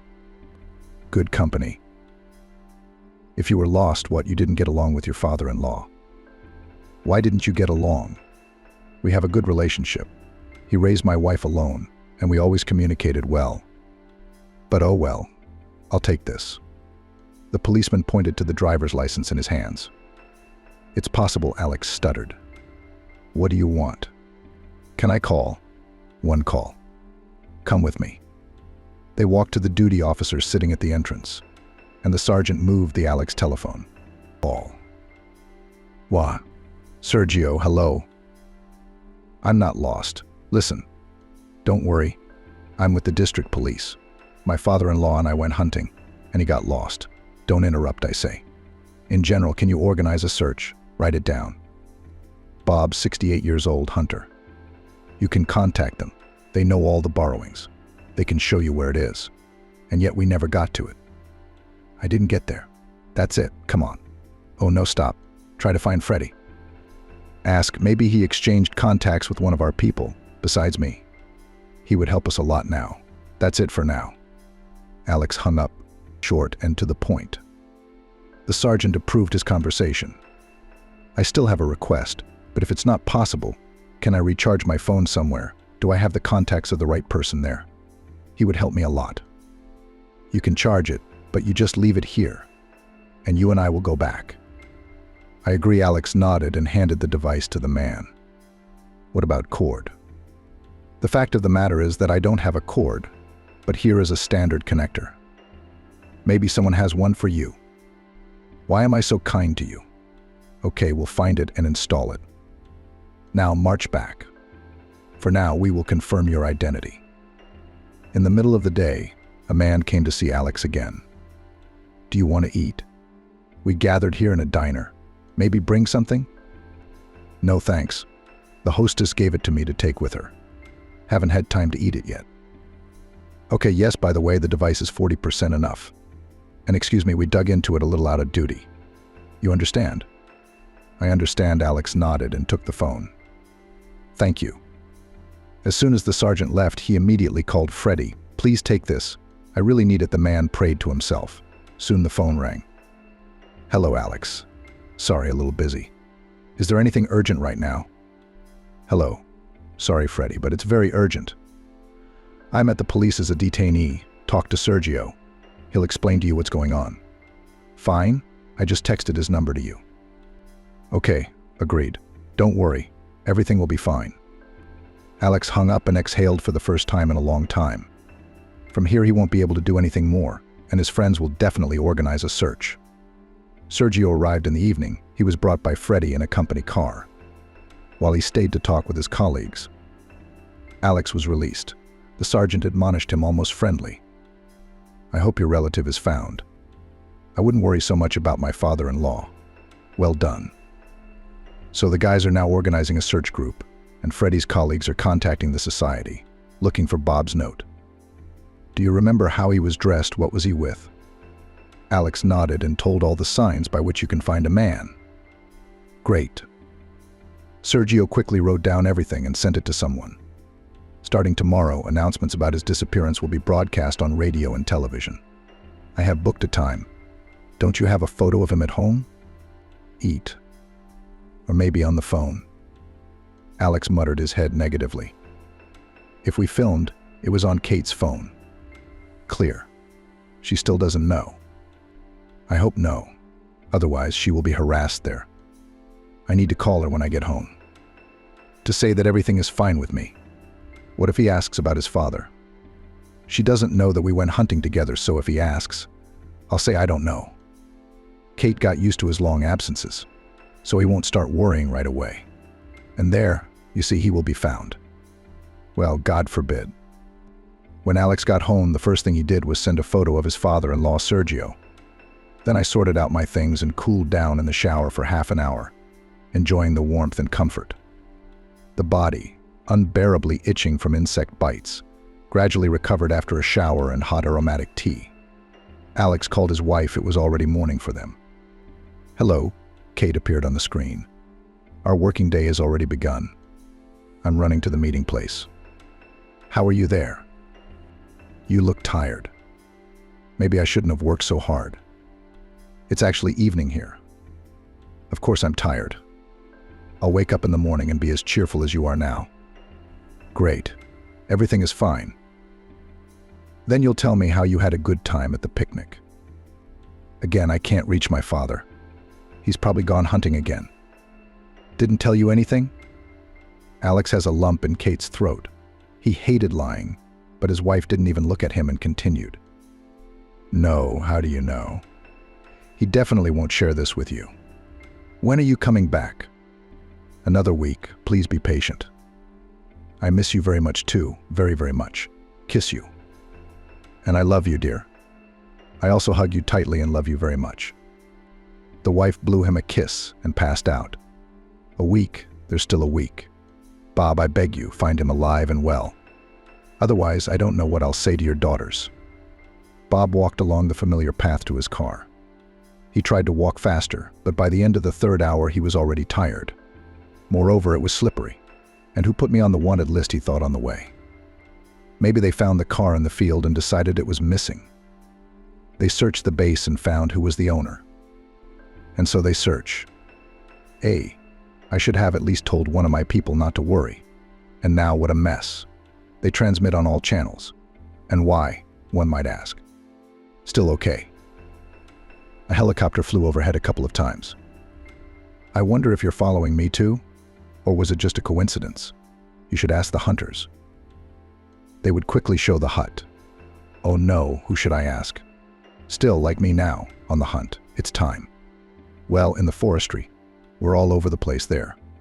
Or is it still Kate? No, she would worry about her husband, and I taught her. But how am I going to make excuses for Alex in front of her? He's not a bad guy, he's both a businessman and plays the guitar. The devil pulled me to call him. Why did he agree? I might as well not go. Well, of course you could. Only I myself pressed that. They say the old one can't cope, but Kate can't. She would have told him that it was all a bluff, but her husband accepted everything at face value. Oh, Bob, you idiot, the likes of which the world has never seen. But now I'll come and say that they're looking for the wrong thing. Let the search for Alex begin quickly, or maybe while they are looking for me, they will find him. That would be great. Then no one would have known my tricks with this thought. His right leg went somewhere to the side, and the man fell. A sharp pain pierced my leg. Here's something else that was missing. It takes a maximum of half an hour. And now we'll have to hobble. Bob tried to get up. Sharp pain again. Ugh, broke or what? So what now? Crawley threw off his backpack and crawled to the nearest fallen trunk, of which there were plenty in the forest. I felt it with my hands, made sure it was strong, and dragged it along with me. He took a hatchet out of his backpack and made something like a crutch. After swallowing a handful of painkillers, he began to tie his leg with a rope to prevent him from moving. His eyes darkened with pain, but the old hunter bravely endured. Finally, everything was ready. He stood up, leaning on a makeshift crutch, then looked at the backpack and waved his hand at it. He took the gun and went further to the people. The search group has already passed through here twice. They constantly returned to the lost person's car in order to take a new direction of search from there. This time we did not discuss reconnaissance yet. One of the search engines said, "Look, someone is coming out of the forest." Everyone raised their heads and looked in that direction. Jumping awkwardly, a man came out to the outskirts of the field. The group rushed there. Seeing that the man was limping, they grabbed a stretcher. "Bob, is that really possible? We all no longer knew where to look for you. What's wrong with your leg?" "Slipped, broke. Looks like the stretcher is here." "No need, guys. Just let me lean on your shoulder. My brother-in-law disappeared there. That's who you need to look for. The son-in-law is another lost one." "For a long time?" "Yes, it will be a week. Let's get to the car. Tell you everything in detail." All groups began to curtail the search, and doctors and police, and Sergio and Alex immediately rushed to the transmitted coordinates, and they were the first to arrive. Alex jumped out of the car and rushed to his father-in-law. "Bob, well, you scared us." "Alex, how are you here? I was looking for you. I already thought that you had disappeared. I was looking for you. And when he didn't find it, he went to people for help. We've been looking for you here for days. The hunters gave the coordinates of your location. The helicopter flew, looked, and said that there was no one. So we decided that you were lost in the forest. And I was just thinking that we should report you missing when I heard on the radio that they were searching for me. I realized that I had to go out. There is a backpack half an hour away. When I twisted my ankle, I threw it away. I can't give up my weapon, but I left it behind. Maybe you should go and have a look? No question, Bob. Now we'll send you to the hospital. We'll draw up documents with the police and go get your things. That's okay. Excuse me, said Alex's father-in-law, settling into the ambulance. For what? The son-in-law was surprised. It's good that it's over. But I have to tell you that hunting is not my thing. Yes, I already understood, the old man laughed. Father told Kate. I planned to go out and apply to search for your husband. And then I heard on the radio that it turned out that I was the one who had disappeared. I was sitting there, cooking a bird, and suddenly it disappeared. It's clear that I need to show up somehow and say that everything is fine with me. I went, grabbed the shot birds, and followed the familiar path to the car. That's when he returned. And your husband is great. And he himself came out to the people and began to worry about me, the old dunce. He raised the whole region's ears. As it turned out, not in vain. Otherwise I would be walking on one leg. And then they found my backpack and dragged it. So I'm calm now. You're in good hands. And before that, weren't you sure about this? Well, there were some doubts. Bob winked at his son-in-law, who was present during his conversation. All's well that ends well, Alex answered him. Well, is it done with hunting now? What are you talking about? I'll just get you on your feet right away. Why did I think so? Kate laughed. We decided to give you a gift, a small walkie-talkie, so that if something happens, you can signal to us about your troubles. The daughter handed him the box. Will you take it away yourself, or will you need help? Bob was in charge of the stove in the hut. Oh, guys, how good it is. And it's also calm with you. It's a pity that you don't share my passion. Dad, the main thing is that Alex and I have our own, maybe not so harsh and courageous, but still sometimes absolutely necessary. Alex smiled at his wife, took out a guitar from his things, and, striking a chord, began to sing quietly. Everything is ghostly in this raging world. In the middle of the night, she felt someone licking her on the train.mp4. Grace fiddled with the key in the keyhole, trying to open her flat door. Damn, the lock is jammed again, she thought. The lock on her flat door was old, and she'd had a lot of trouble with it. One time she even had to climb over her neighbor's balcony to her own balcony because Jessica, the woman's 3-year-old daughter, was home alone. Grace had to go to the shop that day. You're a slut, Grace. A pensioner neighbor turned up on the landing. You came home drunk on wine again. Where do you find the money to buy vodka? None of your business. Snapped at the woman. Of course it's none of my business. The whole neighborhood knows that you don't work anywhere. You're drinking away the children's money you get for Jessica every month. Did the state give it to you for wine or something? Shut up, I'm mad. Grace. The door wouldn't budge, and her little girl was crying inside. I'll report you to the authorities and have your maternity rights taken away. Then I'll shut up. I can't bear to watch you kill your little girl. You shameless girl. At last the key in the lock turned and Grace was out the door. You alcoholic lunatic. The pensioner shouted after her. Jessica, where are you? Grace called out in a drunken voice to her daughter. Come on, I brought you some oatmeal biscuits. The woman handed her daughter the treat, and she grabbed it greedily. Grace had gone out to feast with her friends the night before and fell asleep there, but when she woke up, she didn't go home and stayed to continue the feast with the company. Jessica was hungry. Eat up, Mummy will sleep for a while, and then Uncle Jimmy will come and bring something to eat in the evening. Grace collapsed on the old couch and fell into a drunken sleep. She woke up when she heard someone banging on the door. She struggled to get up from the couch and staggered into the hallway. Who the hell else was out there? And Jimmy? She smiled when she saw her lover on the way. Well, you're here at last. I've been waiting for you. I can see you've been waiting, the man said and looked at Grace, who had fallen asleep. Oh, come on. It's no use grumbling. "Did you bring a drink?" "I did." He took off his shoes and walked into the kitchen. Grace sighed and followed him. He put a packet of dumplings, half a loaf of black bread, and a bottle of vodka on the table. "Oh, we're going out." Grace was happy. "Make the dumplings. At least we'll feed the little one," said Jimmy, rinsing the dirty glasses under the tap. "We'll get on with it. Let's have a little drink." Grace sat down at the table and took her time making dumplings. My head was pounding. Jimmy often went to the woman's house to spend time with her. Sometimes he'd bring his mates, and they'd have a rowdy feast, followed by a brawl. The man worked at a metal depot, dismantling and sorting metal handed in by the townspeople. He received pennies, but he was paid every day.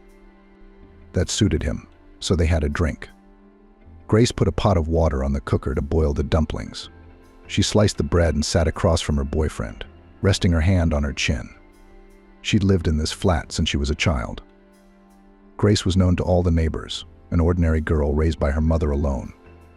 Grace had gone to kindergarten like everyone else, then school, and after graduation she had met a handsome married man. She fell madly in love, and he took advantage of the girl's naivety and then said he wasn't interested in her anymore. He said he had a wife, a family, his own life, and Grace could live as she did and not think about him anymore. Grace came home in tears, locked herself in her room and sobbed all night. Concerned mother tried to get from her what happened, but her daughter kept silent, not wanting to tell how meanly deceived her beloved. 3 months later, Grace realized she was pregnant. Then she had to tell her mom. After examining Grace, the gynecologist said, "If you're going to terminate the pregnancy, you'd better hurry. It's very far along." "No, we're keeping the baby," decisively answered the mother, hugging her daughter. "I managed alone to bring you up, and you will help with the baby." After these words, the gynecologist became suspicious. "Who is the father of the baby?" she asked Grace. But as if she was numb.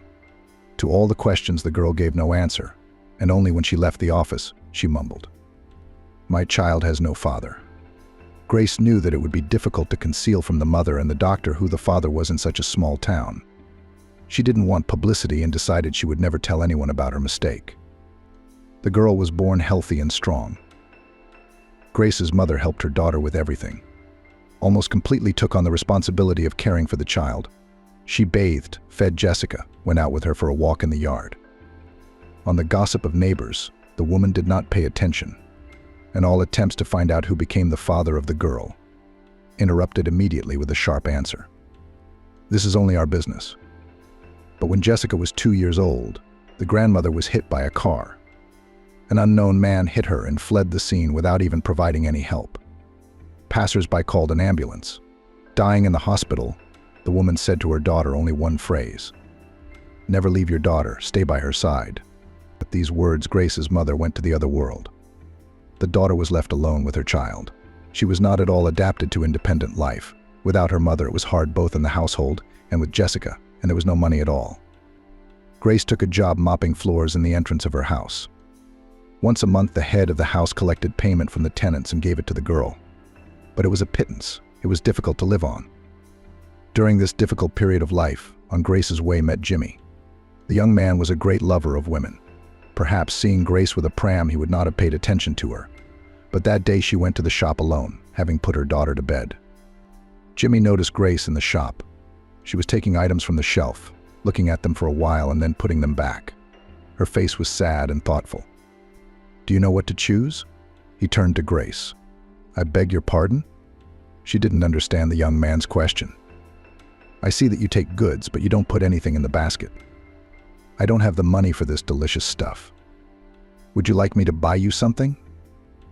"I don't have much money either, but I can afford to buy a cake for such a pretty girl."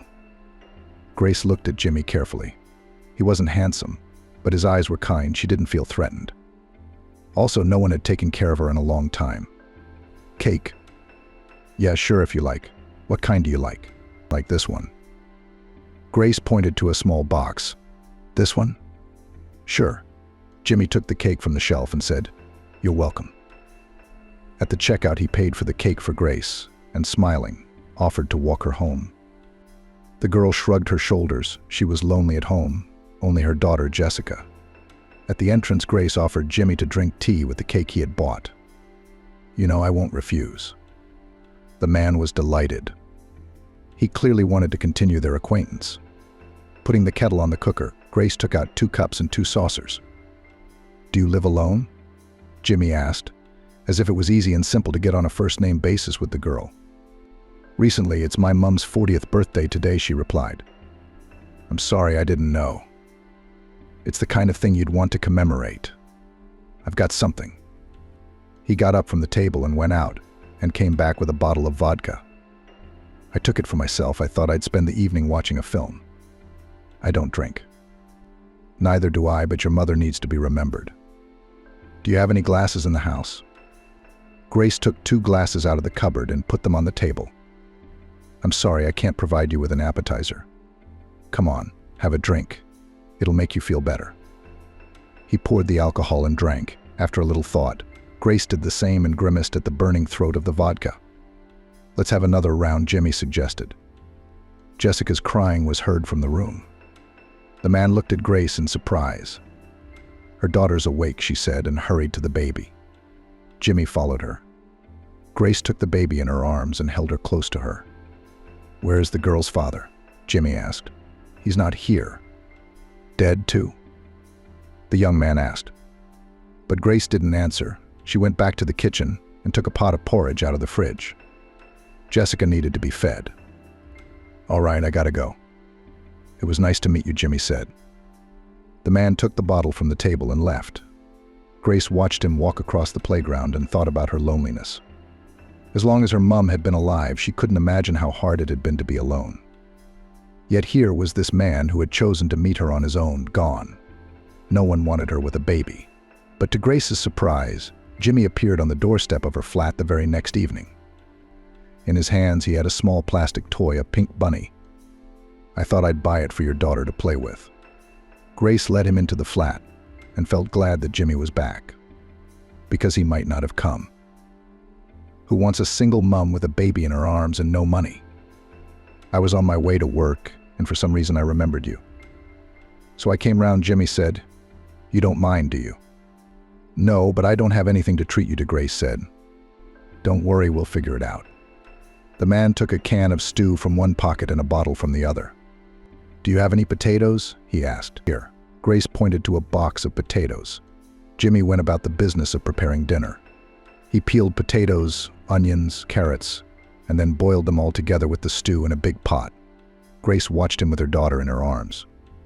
She didn't like cooking herself and didn't know how to cook. It was always her mother's job, but Jimmy's food was delicious.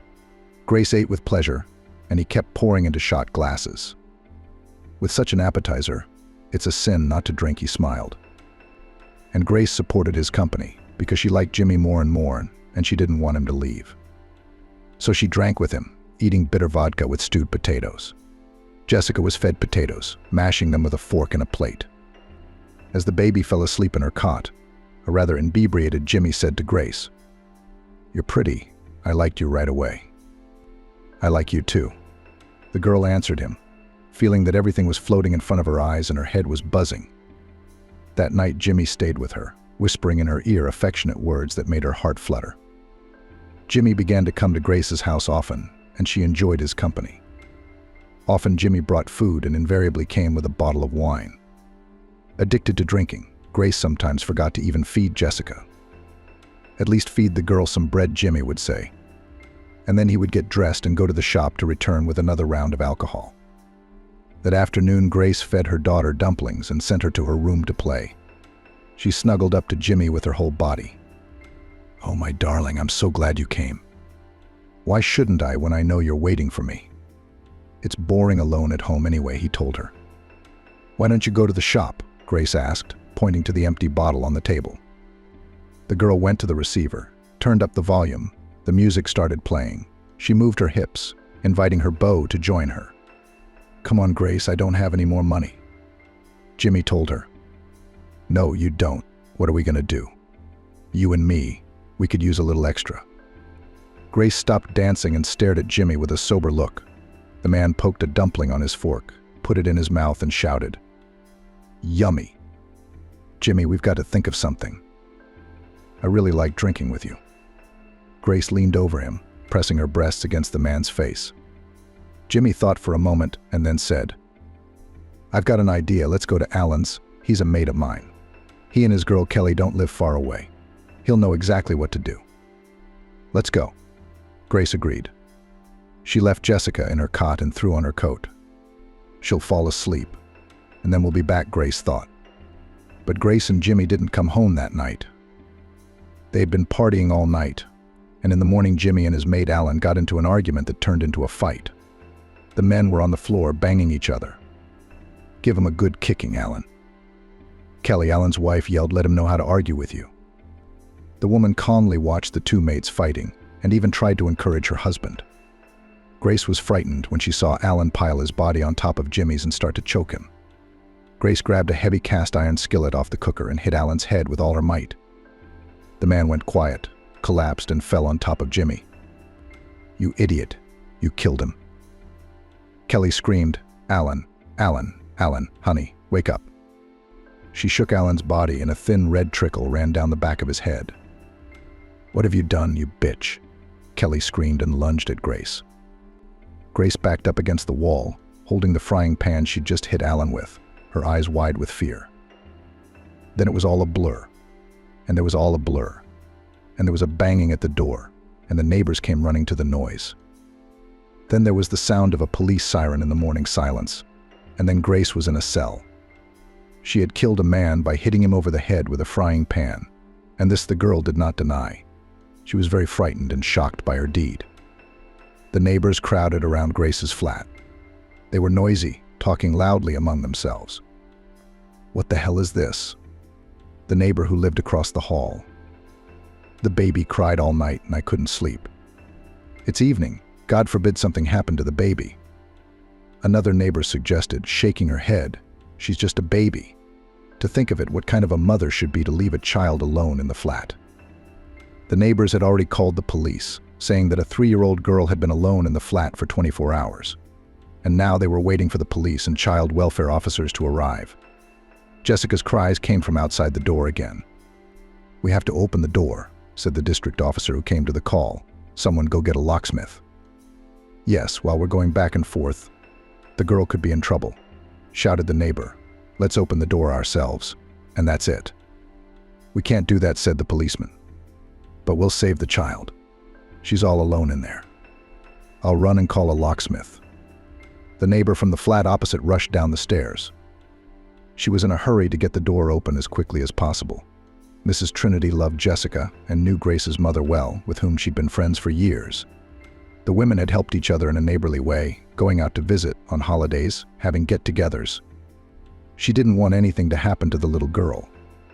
Jessica lay at the door. She was completely exhausted from crying and fear.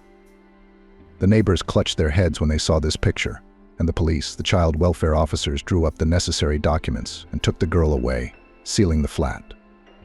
"Where are you taking Jessica now?" Mrs. Trinity asked, watching one of the police officers carry the little girl out of the flat, into the orphanage, and then to an orphanage. "Her mom won't be back anytime soon." "Why is that? Where's Grace?"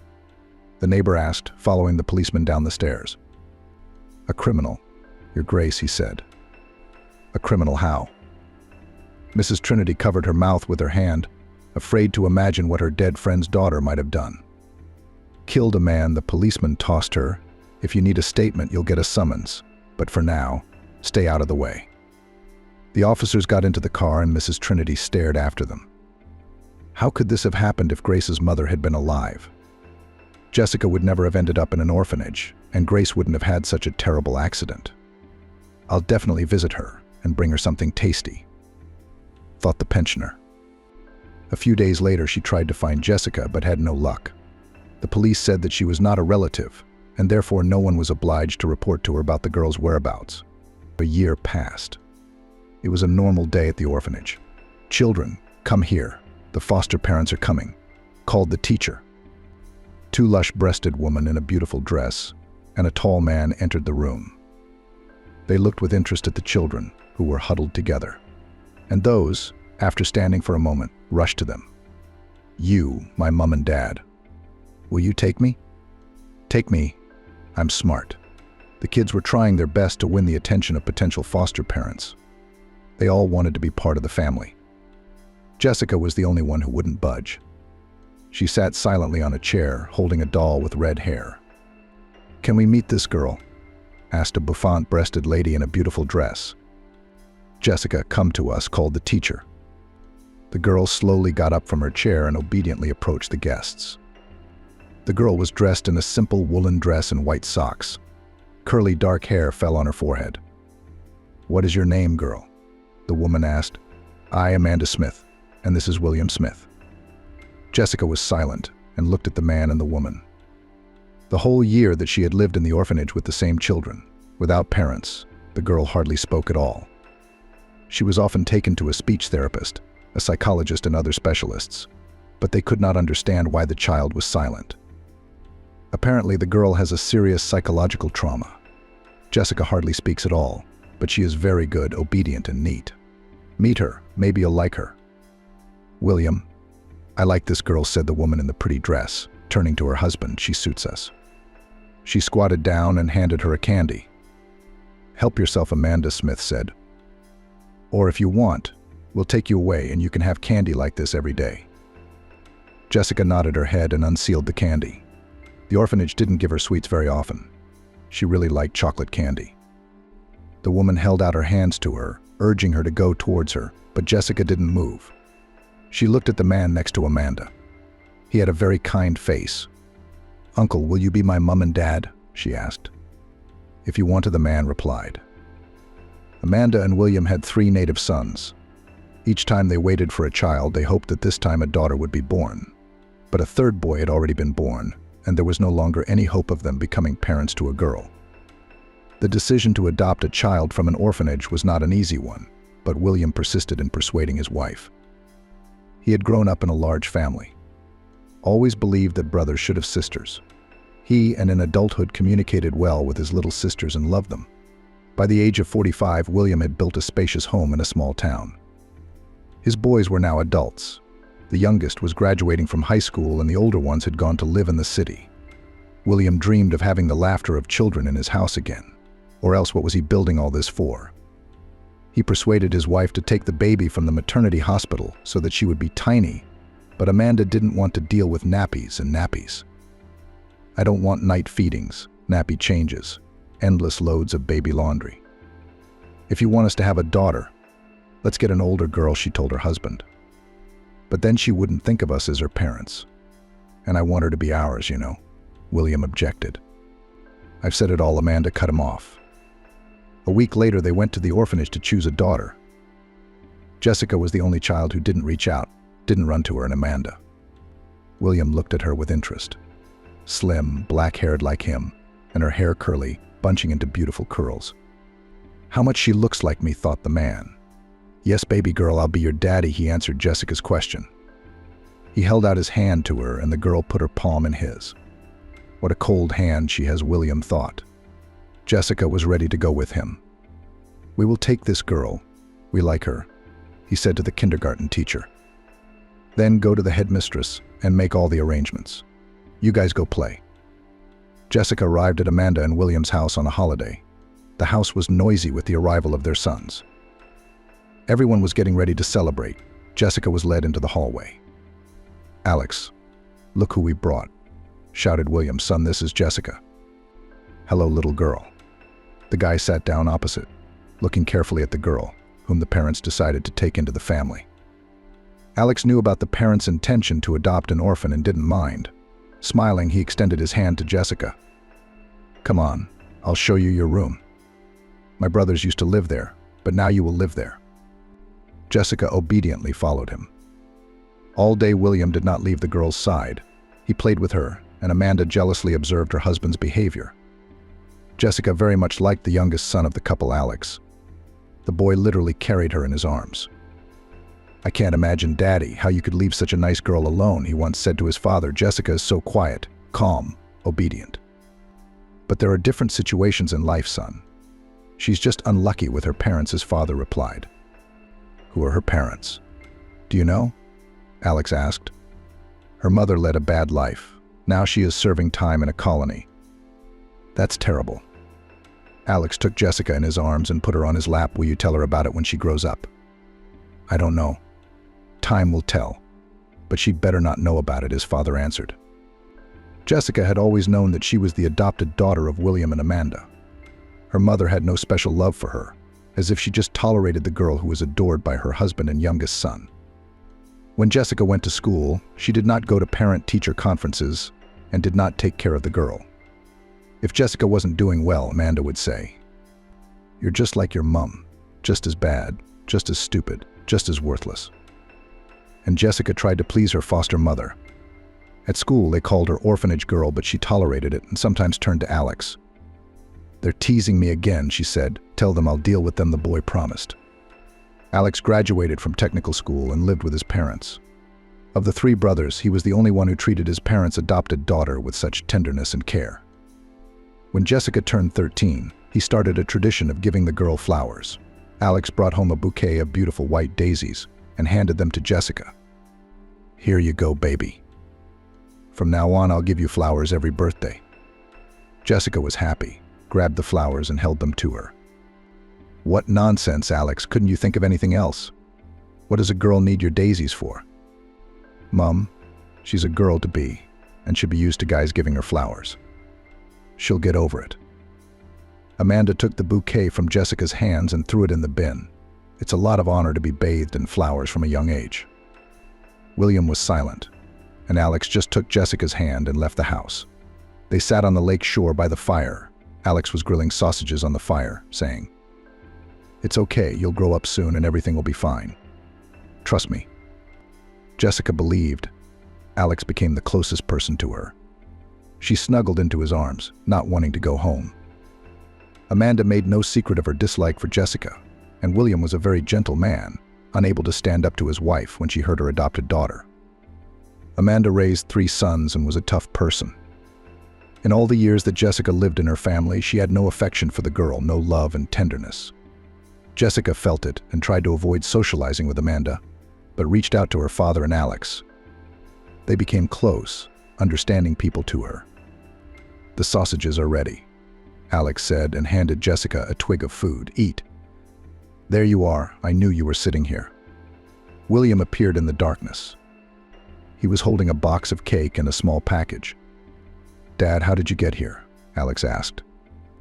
The boy didn't expect his father to come to the lake and support him in his desire to make some kind of holiday for Jessica. "I thought that since you both weren't home, it meant that you were here." The man smiled. "Where else would you be? You come here every year." "Thanks, Dad," Jessica said to the man. William took a thermos of tea and a small penknife out of his rucksack. "Shall we have a feast?" "Of course we have such an occasion. Jessica is already 15, Alex laughed, hugging the girl.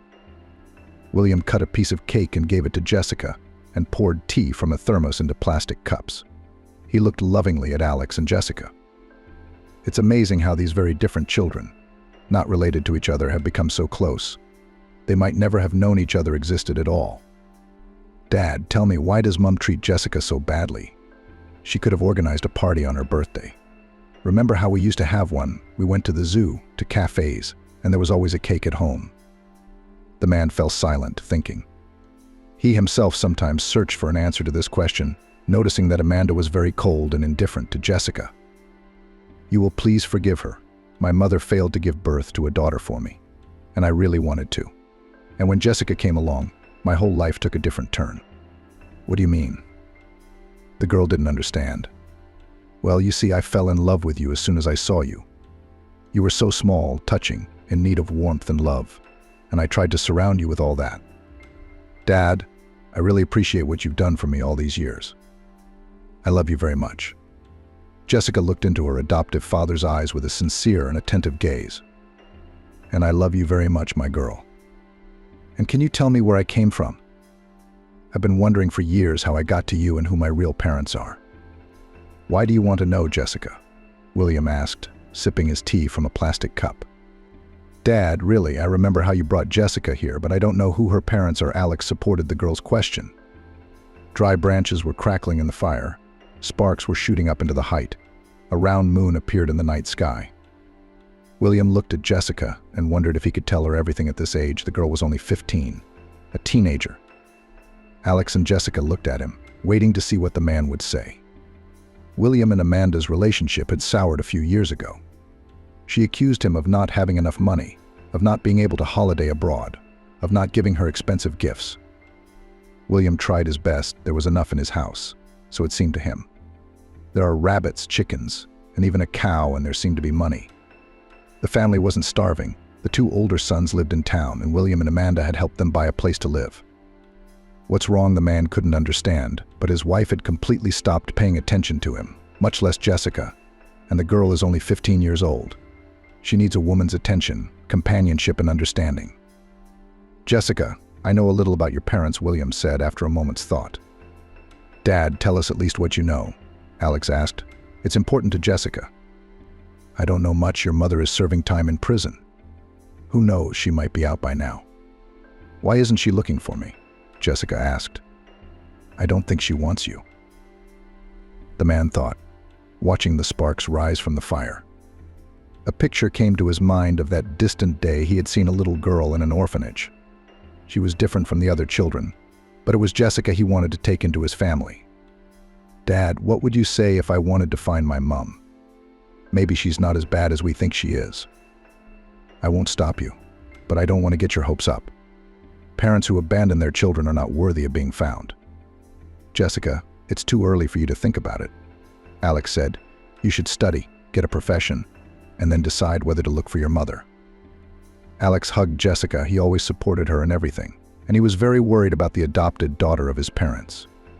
The guy understood that it would not be easy for her in life. That's why he tried to be always near her. But before the New Year holidays, he and his father went to work. Don't miss me, Alex said to Jessica. She only looked sadly after her foster father and brother. Ahead of them were fun holiday days. They were going to have a party at Jessica's school. Come to my place, and I'll give you a nice fancy hairdo, said Jessica's school friend Beatrice. I probably won't go. I don't have anything to wear, she said. Come on, we'll dance, we'll have fun. Beatrice urged her on. When Jessica got home, she opened her wardrobe and there was nothing to wear but old jeans and a stretched sweatshirt. Amanda hadn't bought the girl new things in a long time. She had stopped taking care of her. Jessica looked in her foster mother's wardrobe. On the rack hung a beautiful silver dress that Amanda had bought for the New Year's Eve celebration. It's a little big for me, Jessica thought. After twirling the dress in her hands, she put it on and looked in the mirror. The dress was very beautiful, the silk threads glistening in the light of the room lamps. Jessica took a pair of scissors in her hands and trimmed the hem to make the dress short in fashion. The cut flap fell to the floor. Jessica put the dress on and looked at herself in the mirror. The hem was crooked, with torn, sloppily trimmed edges. Too bad, it didn't turn out well, the girl thought as she fidgeted in front of the mirror. Engrossed in her thoughts about the outfit, she didn't even notice her foster mother coming home. Amanda walked into Jessica's room and froze when she saw her in her new ruined dress. What have you done, you trashy bitch? Why did you ruin my dress? Screamed the dumbfounded woman. I wanted to make an outfit for the school New Year's Eve party. I had nothing to wear at all. You little brat, cursed the day we brought you home from the orphanage. Amanda shouted. She grabbed Jessica and threw her out the door in the same shiny silk dress she had decided to wear for the New Year's Eve party at school. The girl looked around confused. Standing in the cold, snow was falling from the sky, and she hadn't even had time to put on her shoes and jacket. It was cold and scary. Let me back in, Jessica shouted. But there was no answer. Amanda ruthlessly threw her adopted daughter out of the house. Jessica cried and wandered down the street, shivering in the cold and wiping tears from her eyes. Where are you going at night, Jessica? She heard a woman's voice and looked up. In front of Jessica stood the mother of her school friend, Beatrice. Jesus, you're going to catch a cold. What the hell is Amanda doing? Mrs. Charlotte exclaimed. She threw me out of the house, Jessica said, barely holding back her sobs. Why? The woman took off her coat and threw it over Jessica for cutting up her dress. Let's go to our room quickly, or we'll both be freezing in a minute. Mrs. Charlotte put her arm round Jessica and they hurried into the house. Beatrice, hurry up and put the kettle on. shouted her mother to her school friend as she and Jessica entered the entrance hall. The woman sat Jessica on the sofa, put woolen socks on her feet and wrapped her in a blanket. The surprised friend looked at her as if she were a ghost. Jessica was shivering, struggling to hold a mug of tea. Crying in a dress with the hem cut off, she looked not just strange, but like a beggar from the alley. "Well, you're something, my friend," Beatrice said thoughtfully, as her mother left the room. "How could you think of such a thing?" "What could I do? You were the one who persuaded me to go to the New Year's Eve party." "That's true, but cutting up Amanda's dress is a bit much. And kicking me out of the house naked isn't too much." Jessica looked at her friend with tearful eyes. "You're right. It's cruel." Beatrice hugged Jessica.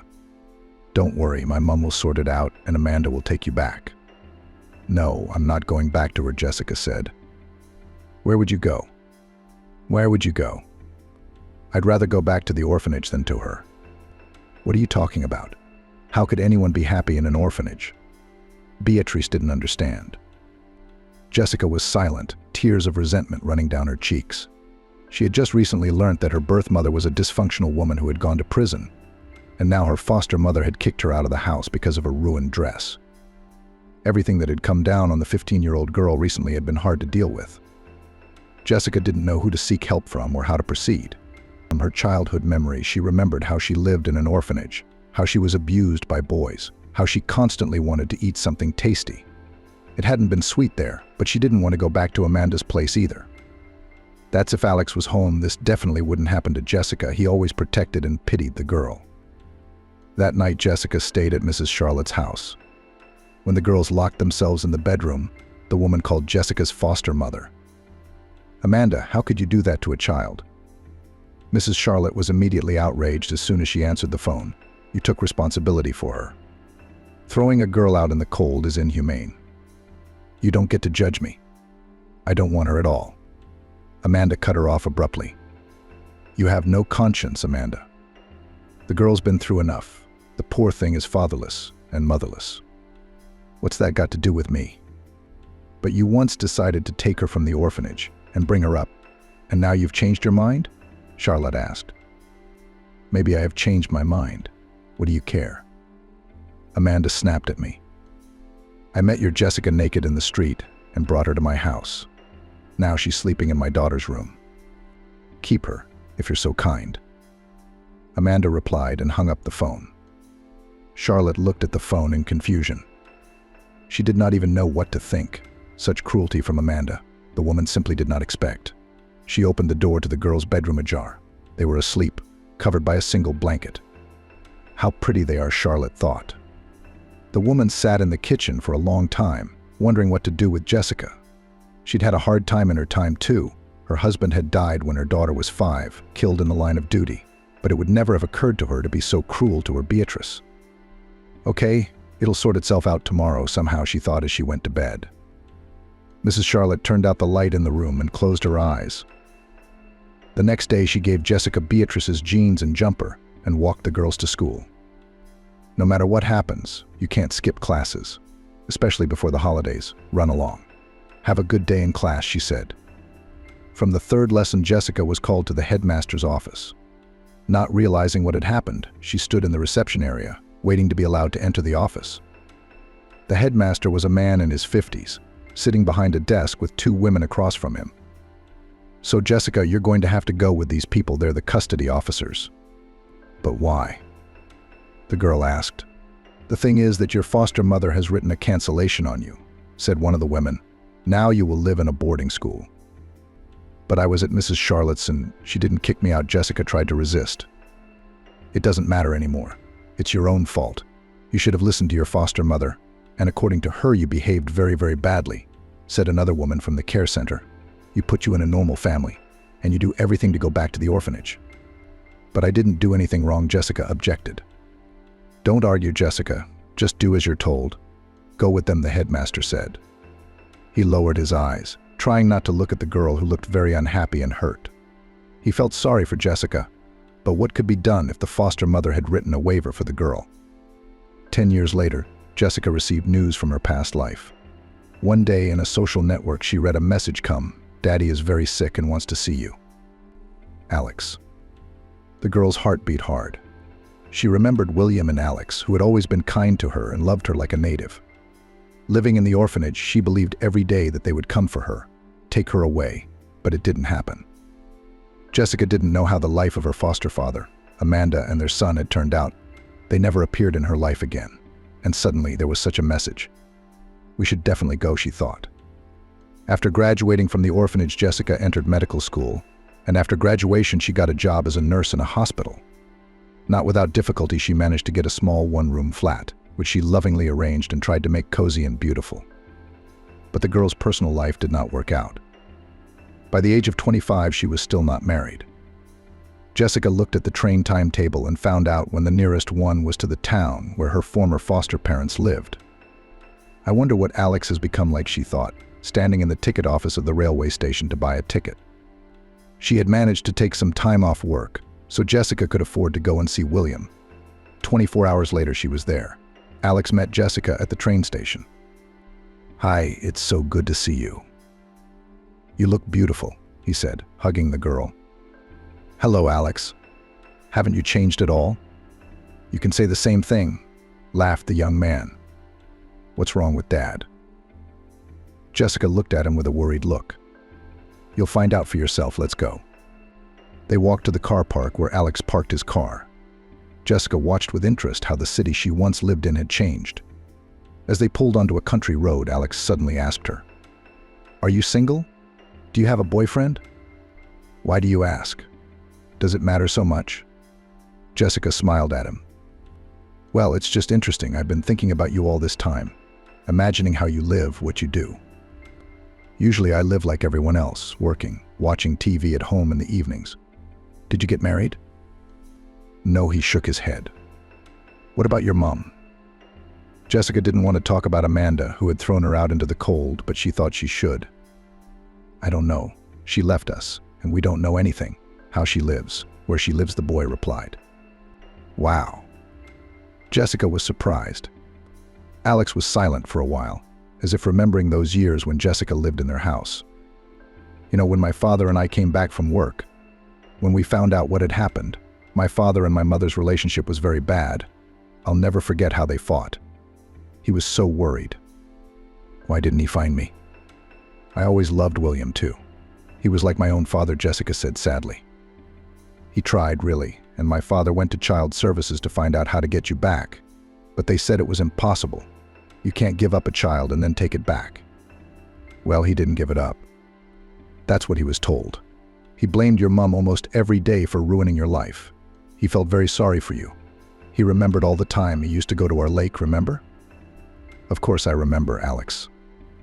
I was really happy there.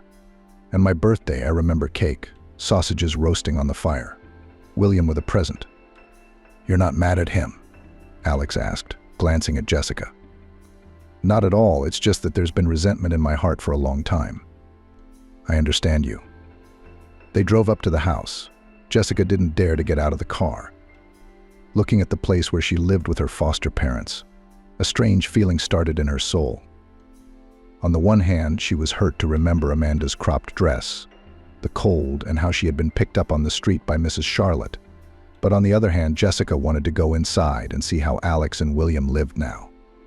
"Come on," Alex said as he opened the car door. "I'm here alone now. My dad's been in hospital for a month." They entered the house. In the silence, they could hear the ticking of the big clock on the wall. Almost nothing had changed. Jessica remembered living here, and even the day she was brought to this house for the first time, when she was just a little girl. Alex took out a pre-prepared dinner from the fridge. "Sit down, I'll feed you." He said to Jessica, "You must be hungry from the road." "Thanks, but you know, I feel like I'm home again. It's like I just went away for a while and came back." "That's good. You can actually stay here." Alex put the plates on the table, got forks and 2 cups. "No, I have my own house now. And do you know why William wanted to see me?" Jessica asked. "We'll go to the hospital tomorrow, and you'll find out." They talked all night. Alex, as it turned out, was traveling on watch. 10 years ago, his father had helped him get a job with a reliable company that paid well. Except when his mum left, William found it hard to live alone. Every time he left for a shift, Alex worried about how his father would be without him. His older brothers lived in the city and rarely came to visit. They had their own families, wives, children. They remembered their father only on holidays and also blamed him for divorcing their mother. The older son said that they should not have taken a foster daughter into the family because of her only problems, but William tried to maintain the household as best he could. He had everything in his house, but not the happiness he'd always dreamed of. "Alex, where's our Jessica?" Sometimes the father asked his son, "I wonder how she lives. Doesn't anyone hurt her?" One morning the father did not get out of bed. His face was twisted in a grimace. The man was squirming from severe pain.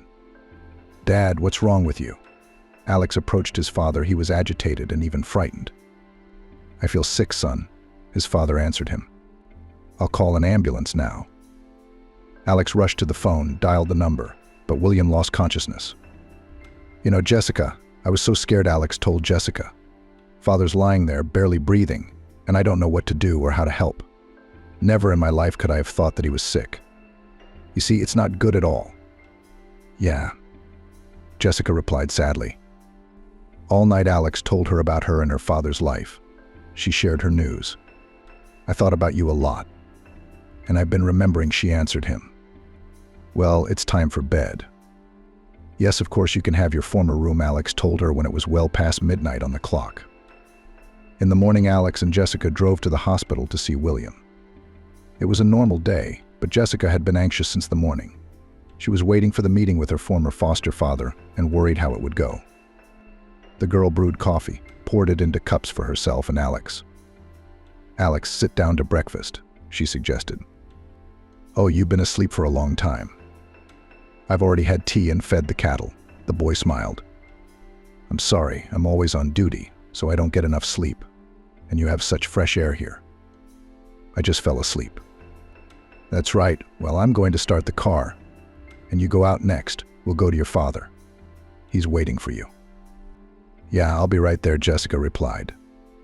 She brushed her hair into a neat bun at the back of her head and looked in the mirror. Jessica was nervous about meeting her foster father. Alex said he was very ill and unlikely to come home from the hospital, but she believed everything would be all right. William had always treated her well, and now she was going to have a meeting she had thought about more than once. What if he doesn't recognize her? Suddenly, he won't be as kind as he used to be. Jessica walked out into the courtyard where Alex had already driven the car outside. The sun was blinding her eyes. She looked towards the lake, where she and Alex liked to spend time. "Maybe I'll get to go there," she thought. "Jessica, hello." I recognized you at once. Mrs. Charlotte was walking towards her. "You finally arrived, and Beatrice and I have been thinking about you." "Hello, Mrs. Charlotte, I haven't forgotten you either," Jessica said. The woman embraced her, pressing her to her bosom. She was glad to see that poor girl who had once been taken from the streets to her home. All these long years she had thought of Jessica, imagined how her life had turned out. Jessica and Alex came to the hospital. "I come to see him every day," Alex said, helping Jessica to put on a hospital gown. "Now he can't get up at all. He needs help all the time. And you know he cries." "Cries?" Jessica gave him a surprised look. "Yes, he says that life has punished him for what his mother did to you." "He shouldn't say that. I'm fine. I've got my own place, even if it's small, but I've got a job. Why are you so worried? You talk to him yourself." They came to the door of the ward where William was. Alex stopped, looked carefully at Jessica. His gaze spoke. "Jessica, go, he's really waiting for you." Jessica didn't enter the room right away. She waited for Alex's encouragement, and he took her hand and said, "Don't be afraid, I'm with you." William was lying in bed, his eyes closed. Quiet, barely audible. Jessica walked over to him, sitting down next to him on a chair. "Hello," barely holding back tears, she said. The man was pale. He had changed a lot in these 10 years, aged, gaunt. But when William opened his eyes, Jessica knew from his gaze that he was still as kind to her. "Are you here?" "I waited after all," Jessica's foster father said. She took his palm in hers, stroked his wrinkled hand, looking affectionately into his eyes. "My girl, I'm so glad to see you." "How are you feeling?" asked the other. "It is not so important now." William looked at the grown-up Jessica, whom he had once brought to his house from an orphanage. Pictures of her growing up, of them playing together, of going for walks. Lately, he'd been thinking about her almost constantly.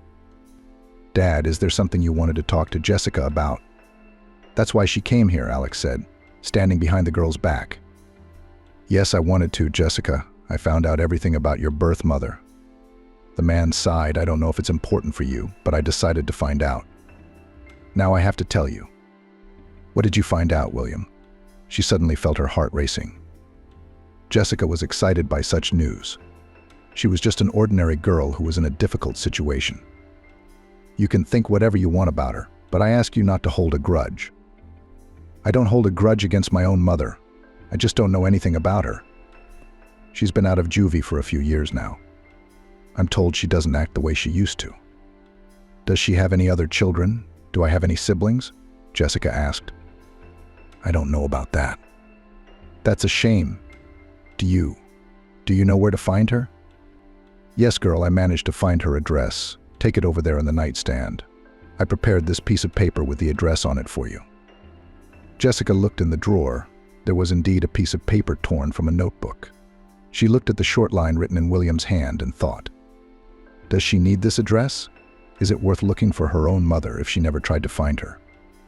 "William, why did you start looking for my mother?" Jessica asked, stroking the man's palm. "What's in it for you?" "I have been thinking a lot about you and your fate."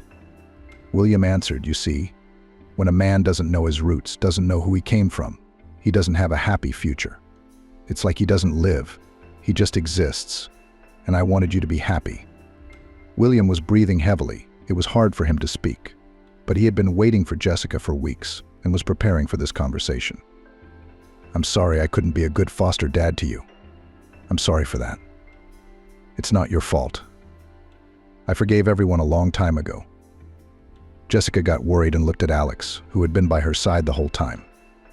William became very ill. He closed his eyes and wheezed. "I'll get a doctor," Alex said, and ran out of the hospital room. The medics came a few minutes later. Alex and Jessica waited in the corridor, hoping that the doctors would help the man, but that day he was gone. William waited for Jessica to arrive and died, giving her only her mother's address. On the day of the funeral, it rained heavily. Close relatives took cover under umbrellas, seeing William off on his last journey. Only his ex-wife Amanda did not come to the funeral. None of his sons knew anything about her. It was as if she had gone missing or didn't want to be found. After staying with Alex for a few days, Jessica got ready to leave. Saying goodbye, the guy told her, "You can always come back. I'll be waiting for you." "But why? You have your own life, your own things to do," Jessica asked. "Don't you understand?" He looked into her eyes. "What don't you realize? What do you mean?" "I've been waiting my whole life for you because I love you." Jessica looked at him and saw that Alex wasn't lying. She'd always known he was very good to her, but she hadn't realized that the guy had been in love with her from a young age. And now that he had confessed his love to her at such a mournful time, Jessica was scared. "Alex, honey," she said, stroking his cheek, "I understand. It's hard, difficult, lonely for you right now. You lost your father. If you want, I'll stay with you, but it's not love, my good one." Alex was sad. He really didn't want to part with Jessica, but she had already packed her things and was ready to leave his house. "I'll take you to the railway station," he said only. Standing on the platform, Alex asked Jessica, "What do you intend to do with the address my father gave you? Are you going to look for your mother?" "I don't know if I should," Jessica said thoughtfully, "but your father's words about how everyone should know their roots shook me. You know, if you're scared, I can go with you." Alex offered. "Thank you, I really appreciate you, and I know that you will always help me in a difficult moment." Jessica hugged him and kissed his cheek. Alex felt her kiss burned his skin. Wet, hot lips of the girl he had loved for many years made his heart beat faster. "Will we meet again?" he asked. "Of course we will," Jessica replied, and with those words she entered the train carriage. Grace was free on a warm May afternoon. Stepping outside the gates of the colony, she breathed in the fresh air with a full chest. It's good to be out, the woman thought. During the years of her sentence, she had a lot of time to rethink her life. She often remembered her mother and her young daughter. Her mom had passed away very early, leaving Grace with a baby girl in her arms. That's when her life went downhill. And Jimmy, he drank a lot, and Grace also took to alcohol, finding solace, forgetting everything, in the company of his mate. She wrote to him from the colony, and he wrote back occasionally. Grace knew that nothing had changed in Jimmy's life. The women, the booze, the poor earnings, barely enough for wine and food. After the trial, Grace learned that she had lost her maternal rights to her daughter, and then Jimmy wrote that Jessica had been adopted by a family from out of town. Every day when she went to sleep, she imagined how her daughter would grow up. She also wondered if her adoptive parents were hurting her. Grace had changed a lot. She made a promise to herself that she would never drink again, find a job, settle down in their quiet mom's old flat, and find Jessica. Except where to find her daughter, she didn't know. As the bus bumped along the bumpy road, she stared out the window. Fields, forests, bridges, some villages floated by. Having become free, the woman was purposefully entering a new life. Now she would do everything differently. In the colony, she learned to sew and work together with other women in the shop sewing overalls. Probably if she had remained free, she would never have learned to be a seamstress. Grace could not even imagine what would have happened to her if not for that tragic incident when she killed Jimmy's mate Alan by hitting him on the head with a cast iron frying pan. At the trial, she repented, saying she didn't mean to do it, but Alan's friend Kelly demanded that the judge be as strict as possible in his decision to punish the girl. "She's deprived me of my breadwinner," Kelly said at the time. "Who's going to support me now? Who will earn money? My beloved Alan was a very good man, and this unscrupulous bitch deprived him of the most valuable thing in his life." Grace stood with her head down. At that moment, she didn't think about herself or what would happen to her. All she could think about was her daughter Jessica, who was all alone. Would she remember her mother after years of separation? Would she think of Grace or forget her? Children's memory is very selective. The most vivid moments remain in it. What Jessica saw, rare sweets, an apple and oatmeal biscuits. Grace couldn't support her. She had no means of subsistence, and what Jimmy earned, they spent together, sparing no expense on wine. Grace got off the bus and walked slowly towards her house. Everything was the same as it had been then: children playing in the yard, neighbors sitting on the bench, talking about something. "Hello," Grace said as she passed the women. "Grace, you're free, aren't you?" Mrs. Trinity, the neighbor, asked in surprise. The same one who had called the police when she heard little Jessica crying behind the wall. "Yes, she's back." "So, how are you going to live your life?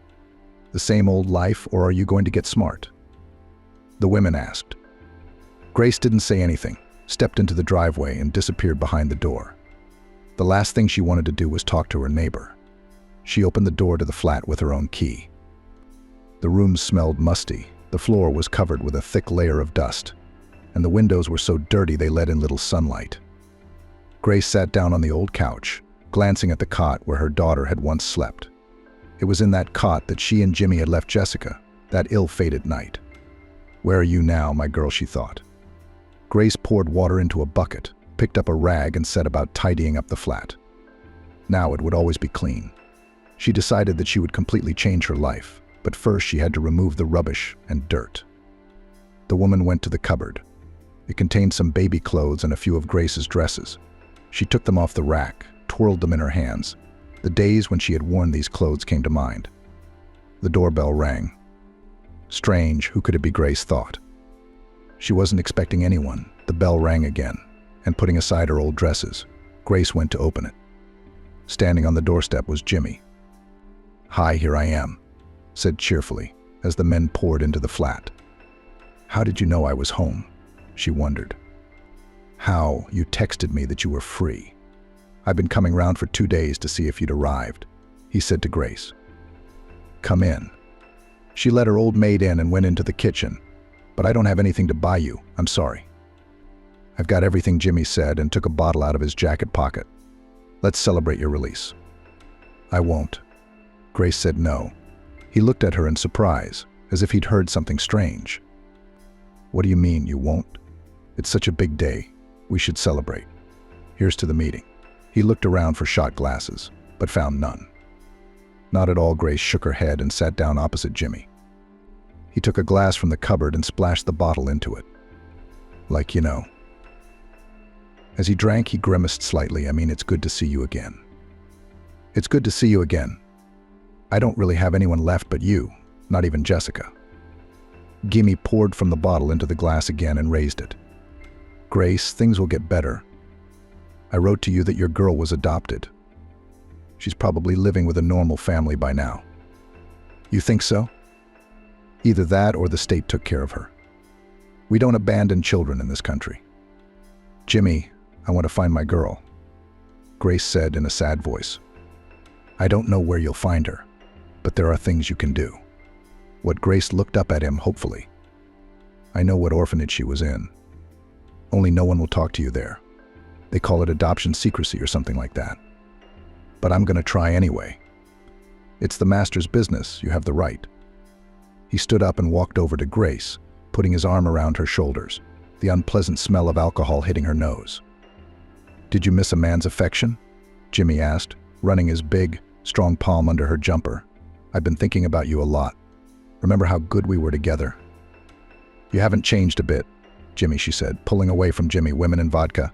That's your whole life. You've changed, I see. You don't love me anymore. He pulled Grace close to him, his palm sliding below her waist. I've had a lot of time to think about things. What have you thought about? Jimmy let go of Grace and took another drink. It's about living honestly and doing the right thing. Wow. How's that? Like all normal people. I'm going to look for a job tomorrow, see if I can get a job in a garment factory. Come on. Jimmy stayed with Grace that night, and in the morning, after seeing him off, she went to the orphanage. The woman had only one desire: to find her daughter, or at least to find out where she had been taken. There were children walking on the grounds. Grace looked longingly at them through the fence. Her Jessica must have once run around with other kids on the playground as well. The woman's heart bled with pain. If it could be rewound like a film, Grace would never let her Jessica go to an orphanage. Hello. Who are you here to see? She heard an unfamiliar female voice. It was the teacher standing in front of Grace. Having walked on the playground with the children, she looked at the woman with interest. I need to see the headmistress. Can you help me? Where can I find her? Grace said. You go along the path to the door over there and up to the first floor.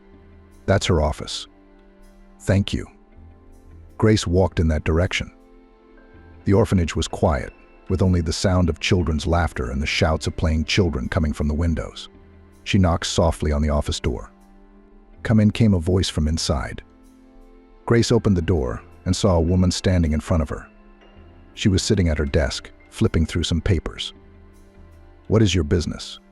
If it's about adoption, we do it on Thursdays and Fridays.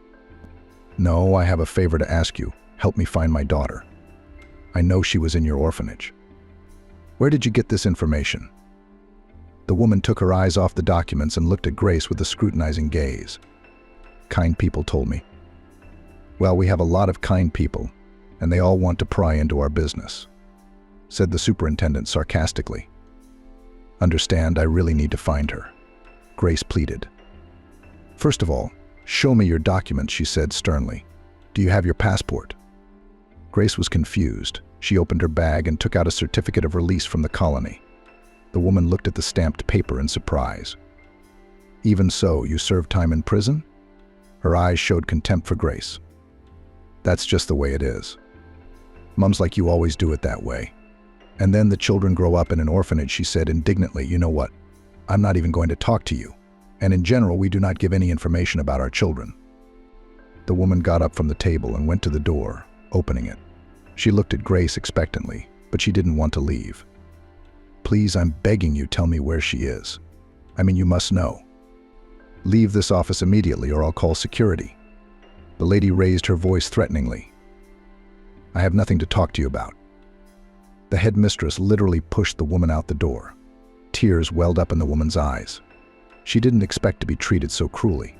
In tears, Grace walked out of the building. The superintendent watched her from her office window.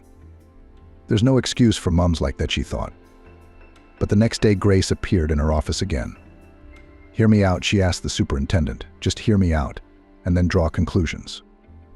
I don't think I'll hear anything interesting. The woman grinned. You all have the same thing. You drink. You don't bring up your children. And then when they grow up, you start looking for them. Well, please listen. Grace walked determinedly to the table where the superintendent was sitting. "I'm not going anywhere until you tell me something about Jessica." "All right, have a seat." The woman took pity on Grace. She sat down on the edge of the chair, fumbling with the strap of her bag. Grace didn't know where to begin her difficult conversation. "When I was a young girl, I had Jessica. My mom wouldn't let me terminate the pregnancy. She said we'd manage and raise her together. But unfortunately, she died and I was left alone with a little baby in my arms. You are not the only one in such a situation. Many women raise children alone. Nothing. They grow up smart, healthy, good kids. But I had a misfortune. You see, I was stupid. I didn't understand a lot of things. But now I've wised up. Why did you do that? Everyone can make a mistake, a misstep. But there must be a chance to make things right. Not in your case," the woman cut off. "Unfortunately, I have no more time to listen to your story about the vicissitudes of fate." The superintendent went out into the corridor and gestured to Grace to go. They went out into the courtyard together. Grace wandered silently down the path to the gate. "Who's that?" asked the headmistress. "A kindergarten teacher walking in the yard with the children." "Another repentant mum. If you see her again, don't let her come to me. Tell her I'm not here. She's gone somewhere else." In the evening, Jimmy showed up at Grace's house, as usual, with a bottle, a little tipsy. She told him about her visit to the orphanage, about the headmistress, who refused to tell her how to find her daughter. "Why are you surprised? You are deprived of parental rights." Jimmy grinned. "Have a drink. It'll make you feel better." "I told you I won't drink with you again." "I won't drink with you at all." AI, what we have become correct, proud, but I will. "Jimmy, we gotta figure out a way to find Jessica." "You better figure out what to eat." Jimmy grinned again. Grace took a sausage out of the fridge, cut it up, and put the plate in front of the man. "That's another thing. Anyway, look, leave it alone. You're not getting anywhere." "How can you say that, Jessica, my own daughter? There's no one more dear to me. The time is already gone. Get a job, live, and then as it happens." Jimmy's indifference upset Grace. She had no one else to share her thoughts with, no one to complain to, and he does not want to understand her. Years went by. Grace worked in a garment factory, and in the evening she cooked dinner for Jimmy, who moved in with her. "Why should I leave when we're living with you anyway?" he said one day and moved his things in with Grace. Life was slowly getting better, but Grace continued to come to the fence of the orphanage sometimes, hoping to find out something about her daughter. One day she even tried to get into the headmistress's office again, but they wouldn't let her in. "Look, stop coming here," the same teacher told her. Grace looked at the woman carefully. She looked to be in her 50s, and if Jessica was in this orphanage and this woman worked here, she might know something. "Maybe you can help me," she asked timidly. "How?" "You were clearly told that we don't give information about the children." The teacher looked pityingly at the remorseful mother, who had long been deprived of her parental rights. "How long have you worked in this orphanage?" Grace asked. "Long enough." "Maybe you remember my little girl." Grace hurriedly spoke about her daughter, afraid of being sent away again, not even wanting to listen. She kept talking and talking. The carer remained silent and gazed intently into the woman's face. She remembered Jessica, the frightened, starving girl brought in by the care staff. She was like a caged animal. She did not want to play with the children and would not go to the carers. Jessica was not an easy child. Sometimes this carer fed her sweets, realizing that she hardly ate sweets at home. She also remembered when the foster parents came to pick Jessica up, it was on her shift. "You remembered her. I can see it in your eyes," Grace finally exclaimed, interrupting her story. "I could be sacked if I told you anything, and I'm not long for retirement." Shook her head. "I beg you. It's very important that I find her," Grace pleaded. "Why should you? You've hardly raised her. If only to ask for forgiveness. You want to clear your conscience, so to speak." Grace was silent, losing hope of knowing anything. She lowered her eyes and was about to leave when the woman stopped her. "Wait," she said softly. I know she was adopted, but then her parents gave up on Jessica. I think the foster mom wrote a waiver. But how did that happen? And then where did she go?" Grace asked in surprise. "I don't know, but she didn't go to our orphanage. I'm sorry, I can't tell you anything else." But you can find out. There must be some data. Maybe the carer felt sorry for Grace. The more she talked about her love for her daughter, her desire to find her, the more the woman felt for her.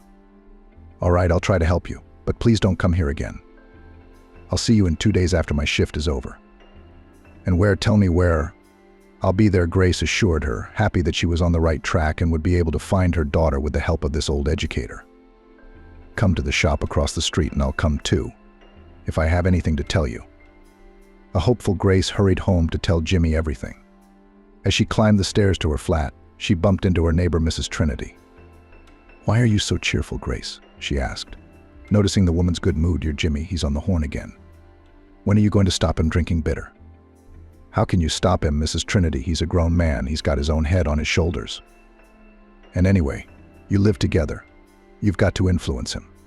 You're running home, happy, groceries in the bag, and he's drunk." Jimmy was asleep on the sofa. He hadn't even taken off his clothes after working at the metal depot. He was still in his dirty trousers and shirt. "Wake up." Grace shoved him in the shoulder. "I think I'm going to find Jessica soon."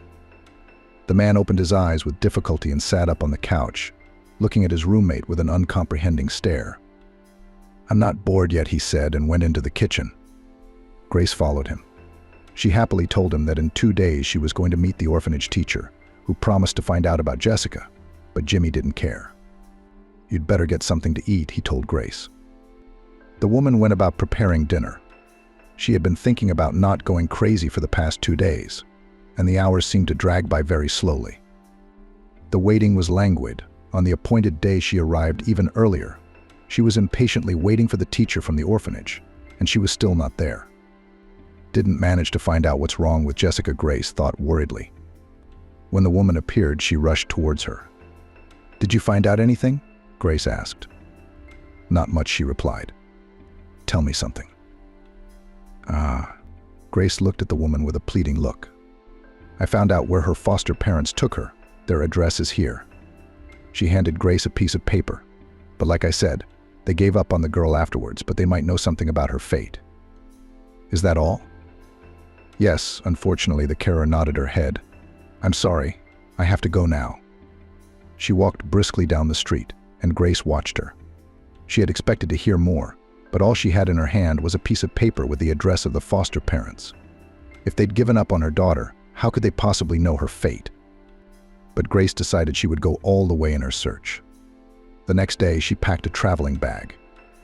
"Jimmy, you have to come with me," she said to her flatmate when he returned from work. "I'm very worried and anxious. Support me, please."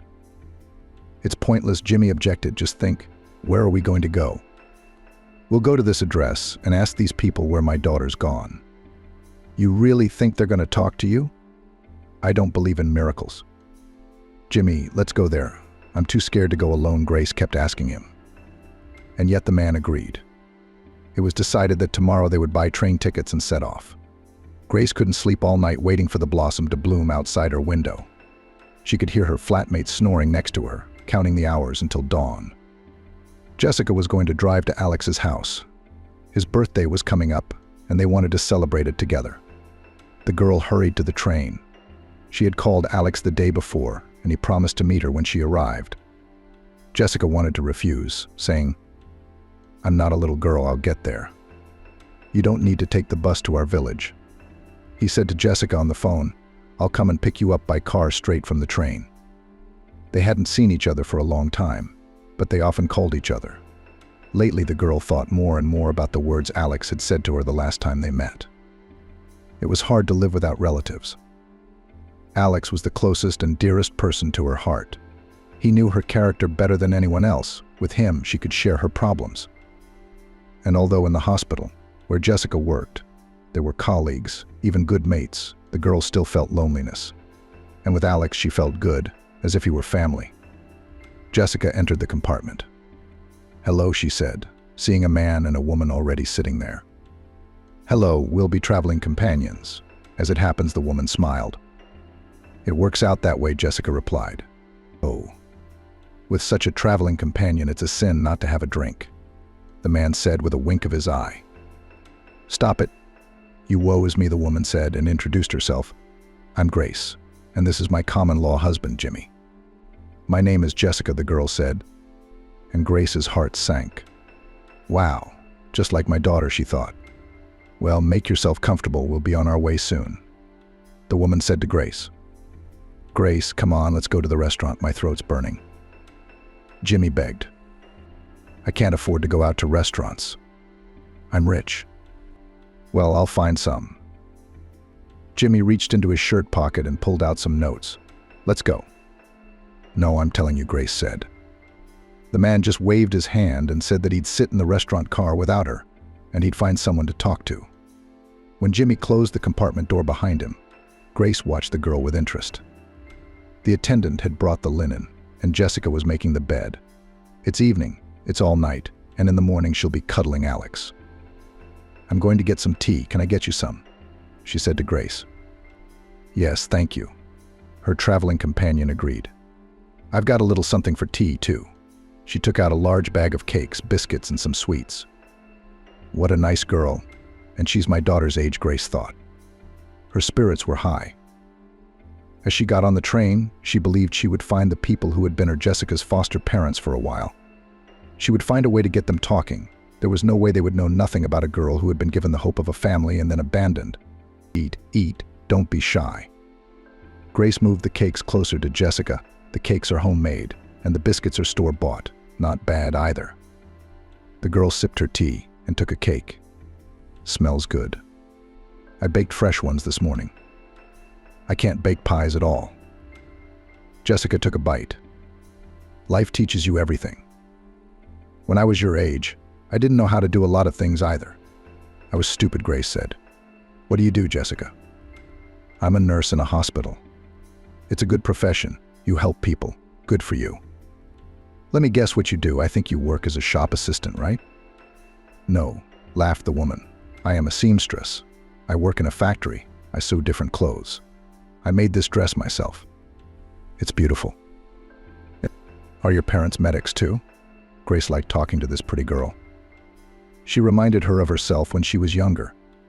Just as naive, simple-minded, and trusting. Jessica set the pie aside. She didn't feel like talking about the subject. Every time she thought of Amanda, she felt sick to her stomach. The day her foster mother had kicked Jessica out of the house on a cold winter's day, she hadn't forgotten for a minute. The girl tried to forgive her, knowing that anger, resentment cripples life and does no good, but she couldn't forget. Jessica did not remember her own mother.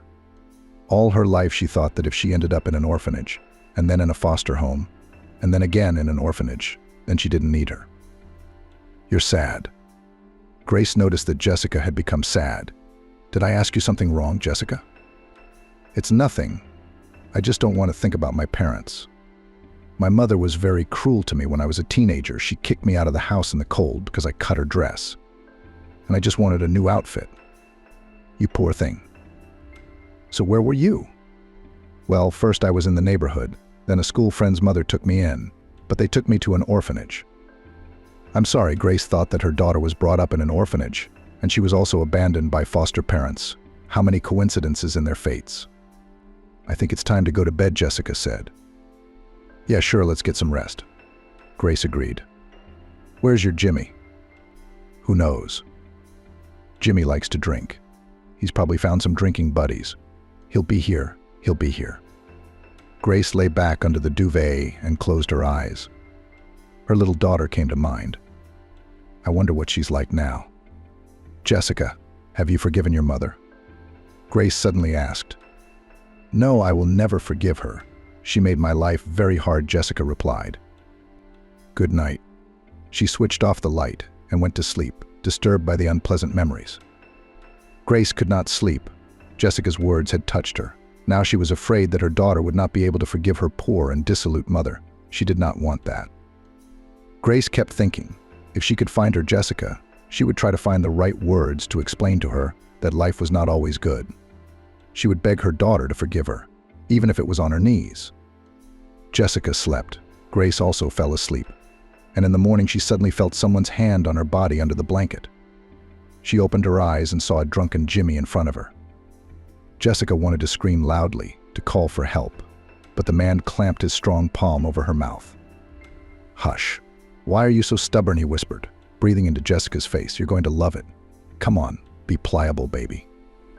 The girl looked at him fearfully, and Jimmy was already pulling off her t-shirt, still holding his palm to her mouth. Jessica was very scared. Never had any man touched her body. Jimmy was disgusted. He almost didn't realize what he was doing. The man's insolent hand touched her breasts and belly, her face, the girl. Jessica realized there was no way she could escape his clutches. She clutched her eyes shut in horror and mumbled something, trying to call for help. Suddenly the man collapsed and fell on top of her, Grace standing over them. In her hand she held an empty bottle, which she used to hit Jimmy on the back. "What's the matter with you, you bastard?" she shouted at him, pulling him off the frightened girl by the collar of her shirt. "Are you out of your mind?" When she woke up from the incomprehensible sounds, she saw her flatmate trying to harass the poor, defenseless girl. Grace grabbed the first thing that came to hand, which was Jimmy's bottle, and hit him. Images of her old crime flashed before Grace's eyes: the fight, the cast iron skillet, Alan's breathless body. Jessica jumped up and ran out of the compartment. She reached the conductress and hurriedly told her what had happened. A few minutes later, at some station, Jimmy was taken off the train by a police patrol. "I didn't do anything. Where are you taking me?" Jimmy shouted. "We'll figure it out." The policeman led him past the opening compartment doors, where awake people began to look out at the noise in the carriage. Grace and Jessica traveled in silence to the town where Alex was to meet Jessica. Alex stood on the platform, looking out for Jessica. When she appeared at the end of the train, he rushed to meet her. "Hello, how was your journey?" he asked, taking her bag from her hands. "Not very well. Some drunk guy started harassing me in the compartment. He was traveling with a woman. From the looks of it, she seemed to be kind and decent. But what a bastard." Alex got angry. "I was scared." "It's nothing. Everything is behind us. Nobody is threatening you with me. Don't be afraid." They got into the car and drove towards the exit from the city. Jessica still couldn't get over what had happened: the drunken Jimmy in front of her, and Grace, who had saved her from her rapist. And how could such a kind woman be around such a bad man, Jessica thought. Once inside Alex's house, where Jessica herself had once lived, she felt calmer. During the time they hadn't seen each other, Alex had done some renovations. He had enjoyed showing Jessica the new bathroom, his bedroom, her room. "Do you remember living here?" the man asked. "Of course I do. I wanted you to like it when you got here." He looked round the room, then looked at Jessica. "It's gotten nice in here. You're doing a great job. It's all for you. When I was renovating, when I bought new furniture, I thought of you all the time." Alex took her hand and led her to the window. "Look at the view." Outside the window, Jessica saw a beautiful gazebo. It was wooden, but tastefully done. "When do you have time for everything?" she wondered. "When you love, you can move mountains." "I know that now." Jessica was embarrassed. She was not ready to discuss Alex's feelings for her, but she was pleased to see that he cared for her so much. All day long, they had been preparing for the holiday. Alex unloaded bags of groceries from the boot of the car, and Jessica stacked them on the shelves in the fridge. "Where did you buy so much groceries? You said you didn't expect any guests but me," she wondered. "You are my most important and welcome guest." On the evening, they laid the table in the pergola, which Alex had recently built with his own hands. The sun was setting over the horizon. Jessica put plates and wine glasses on the table, brought already prepared salads and snacks, and Alex grilled meat on the barbecue. Suddenly, an unfamiliar woman appeared behind the gate. "Hello," she shouted, rising on tiptoe to see if there was anyone in the yard. "Masters, is anyone there?" "I'll see who's there," Alex said, and walked down the path to the wicket. Jessica stayed in the gazebo, working at the table. "What can I do for you?" Alex asked the stranger. "This address was given to me at the orphanage." The woman handed him a crumpled piece of paper. "Is this your address?" "Yes, what happened?" Alex was puzzled. "You might think I'm crazy, but I'm not. Please listen to me. Speak, but hurry up. We're having a holiday here, and we're busy." The woman hesitated. "I don't know where to start. A girl called Jessica used to live in this house. She was brought from an orphanage. I need to know if she's still alive and how to find her." "Who are you?" Alex got suspicious. No one had ever asked him about Jessica before. I wouldn't want to talk about it with a stranger, the woman said. In that case, I won't tell you anything, Alex said, and was about to leave when the stranger called him. Wait, I'm her mom. From these words, the young man froze on the spot. Alex slowly turned round and looked carefully at the uninvited guest. Mom? How can that be, and where did you come from? Alex asked. It's a very long story. Just tell me everything you know about her. I'm begging you. Maybe you know where I can find my daughter. Of course I know she's here. She's preparing my birthday feast. Alex didn't get a chance to finish. The woman swayed and fell on the grass next to the wicket. He rushed to her and patted her cheek, but she didn't recover. Jessica, come quickly. The man is not well. The girl who rushed to his call recognized Grace at once. This is the same woman who traveled with me in the compartment and saved me from the rapist. Her name is Grace, she exclaimed, splashing her hands. What's wrong with her? Why did she come to your house? I don't understand much myself. Let me take her inside.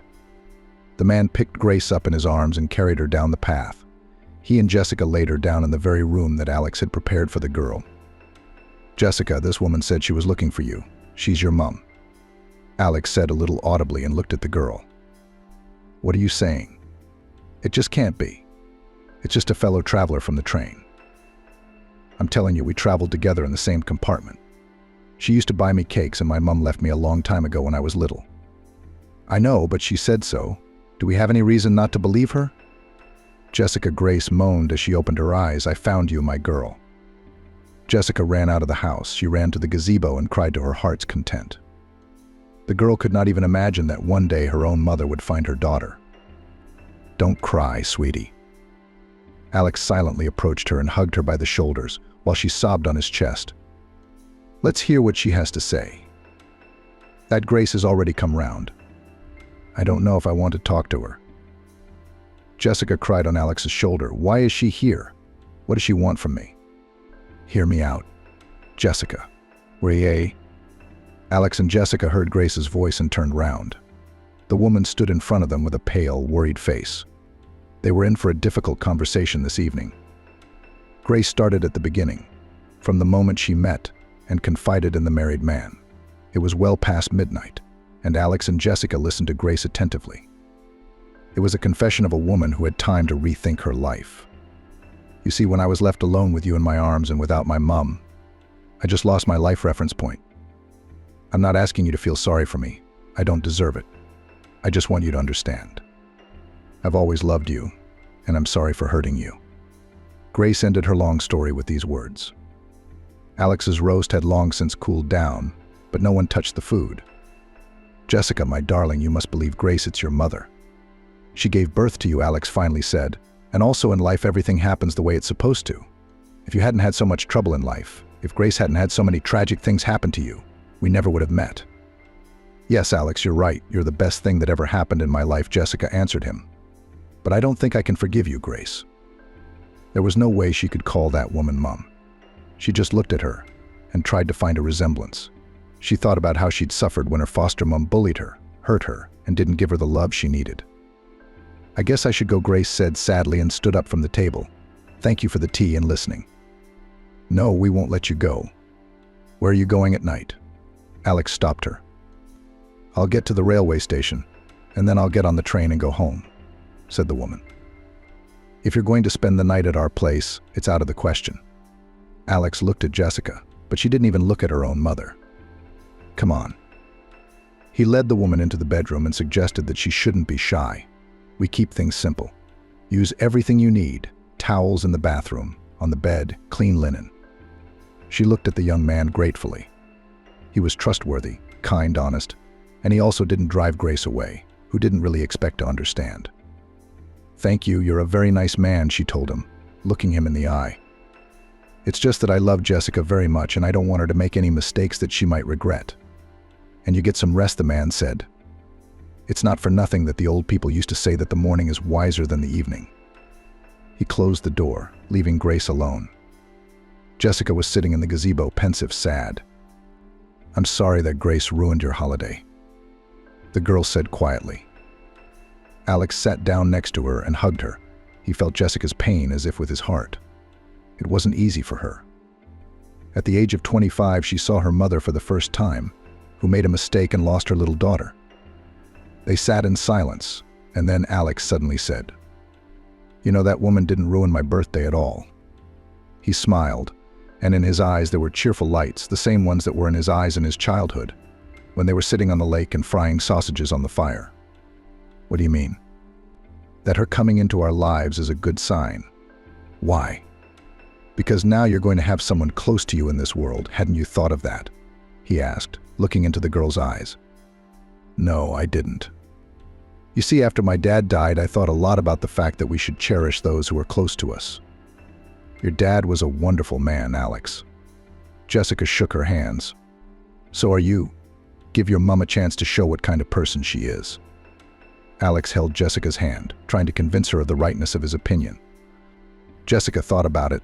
They separated under the morning. When the girl woke up, birds were chirping outside the window. She stretched in bed, glanced at the clock.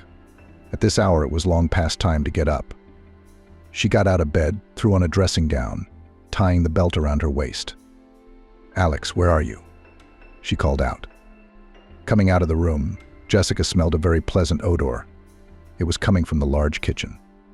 When she entered, she saw Grace working on the cooker. The woman looked at Jessica shyly. "I thought I'd bake some cabbage pies." As if to apologize, she said, "Would you like some breakfast?" "I'd love to," Jessica replied. They hadn't eaten much of anything last night. "Where's Alex?" "I don't know. I haven't seen him yet. I got up early to put the dough on." Grace felt awkward. Jessica smiled and sat down at the table, and Grace put a plate of puffy, ruddy pastries in front of her. The pies looked delicious. "Eat up, my girl. You have no idea how much I've dreamed of this moment." Grace sat down opposite, looking lovingly at Jessica. She was happy that she could be near her daughter at least for a while. "Thank you, it's delicious," Jessica said, and suddenly added, "Thank you, Mum." Grace fell on her knees in front of her daughter and cried. She had so much love in her heart and so much grief that she had to go through in her life, and so much pity for her daughter who had suffered a lot. "Stand up. Stand up, please, Mum," Jessica said as she squatted down next to Grace. Jessica and Grace hugged each other, and they stood sobbing for a long time. Each had something to say to the other, but they couldn't say a word.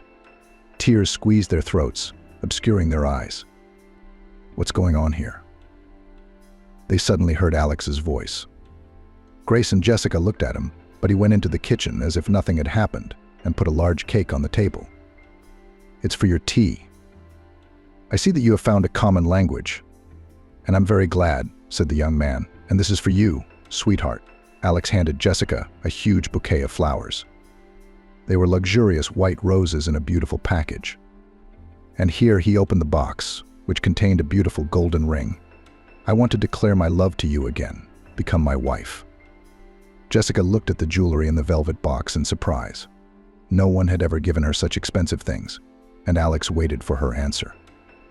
"Agree, daughter." Grace stroked her shoulder. "I can see he is a very good man and he loves you. We both, Alex and I, love you and wish you happiness." This day was the happiest in Jessica's difficult life. Now she had her mum by her side, and the most faithful and caring person was her Alex.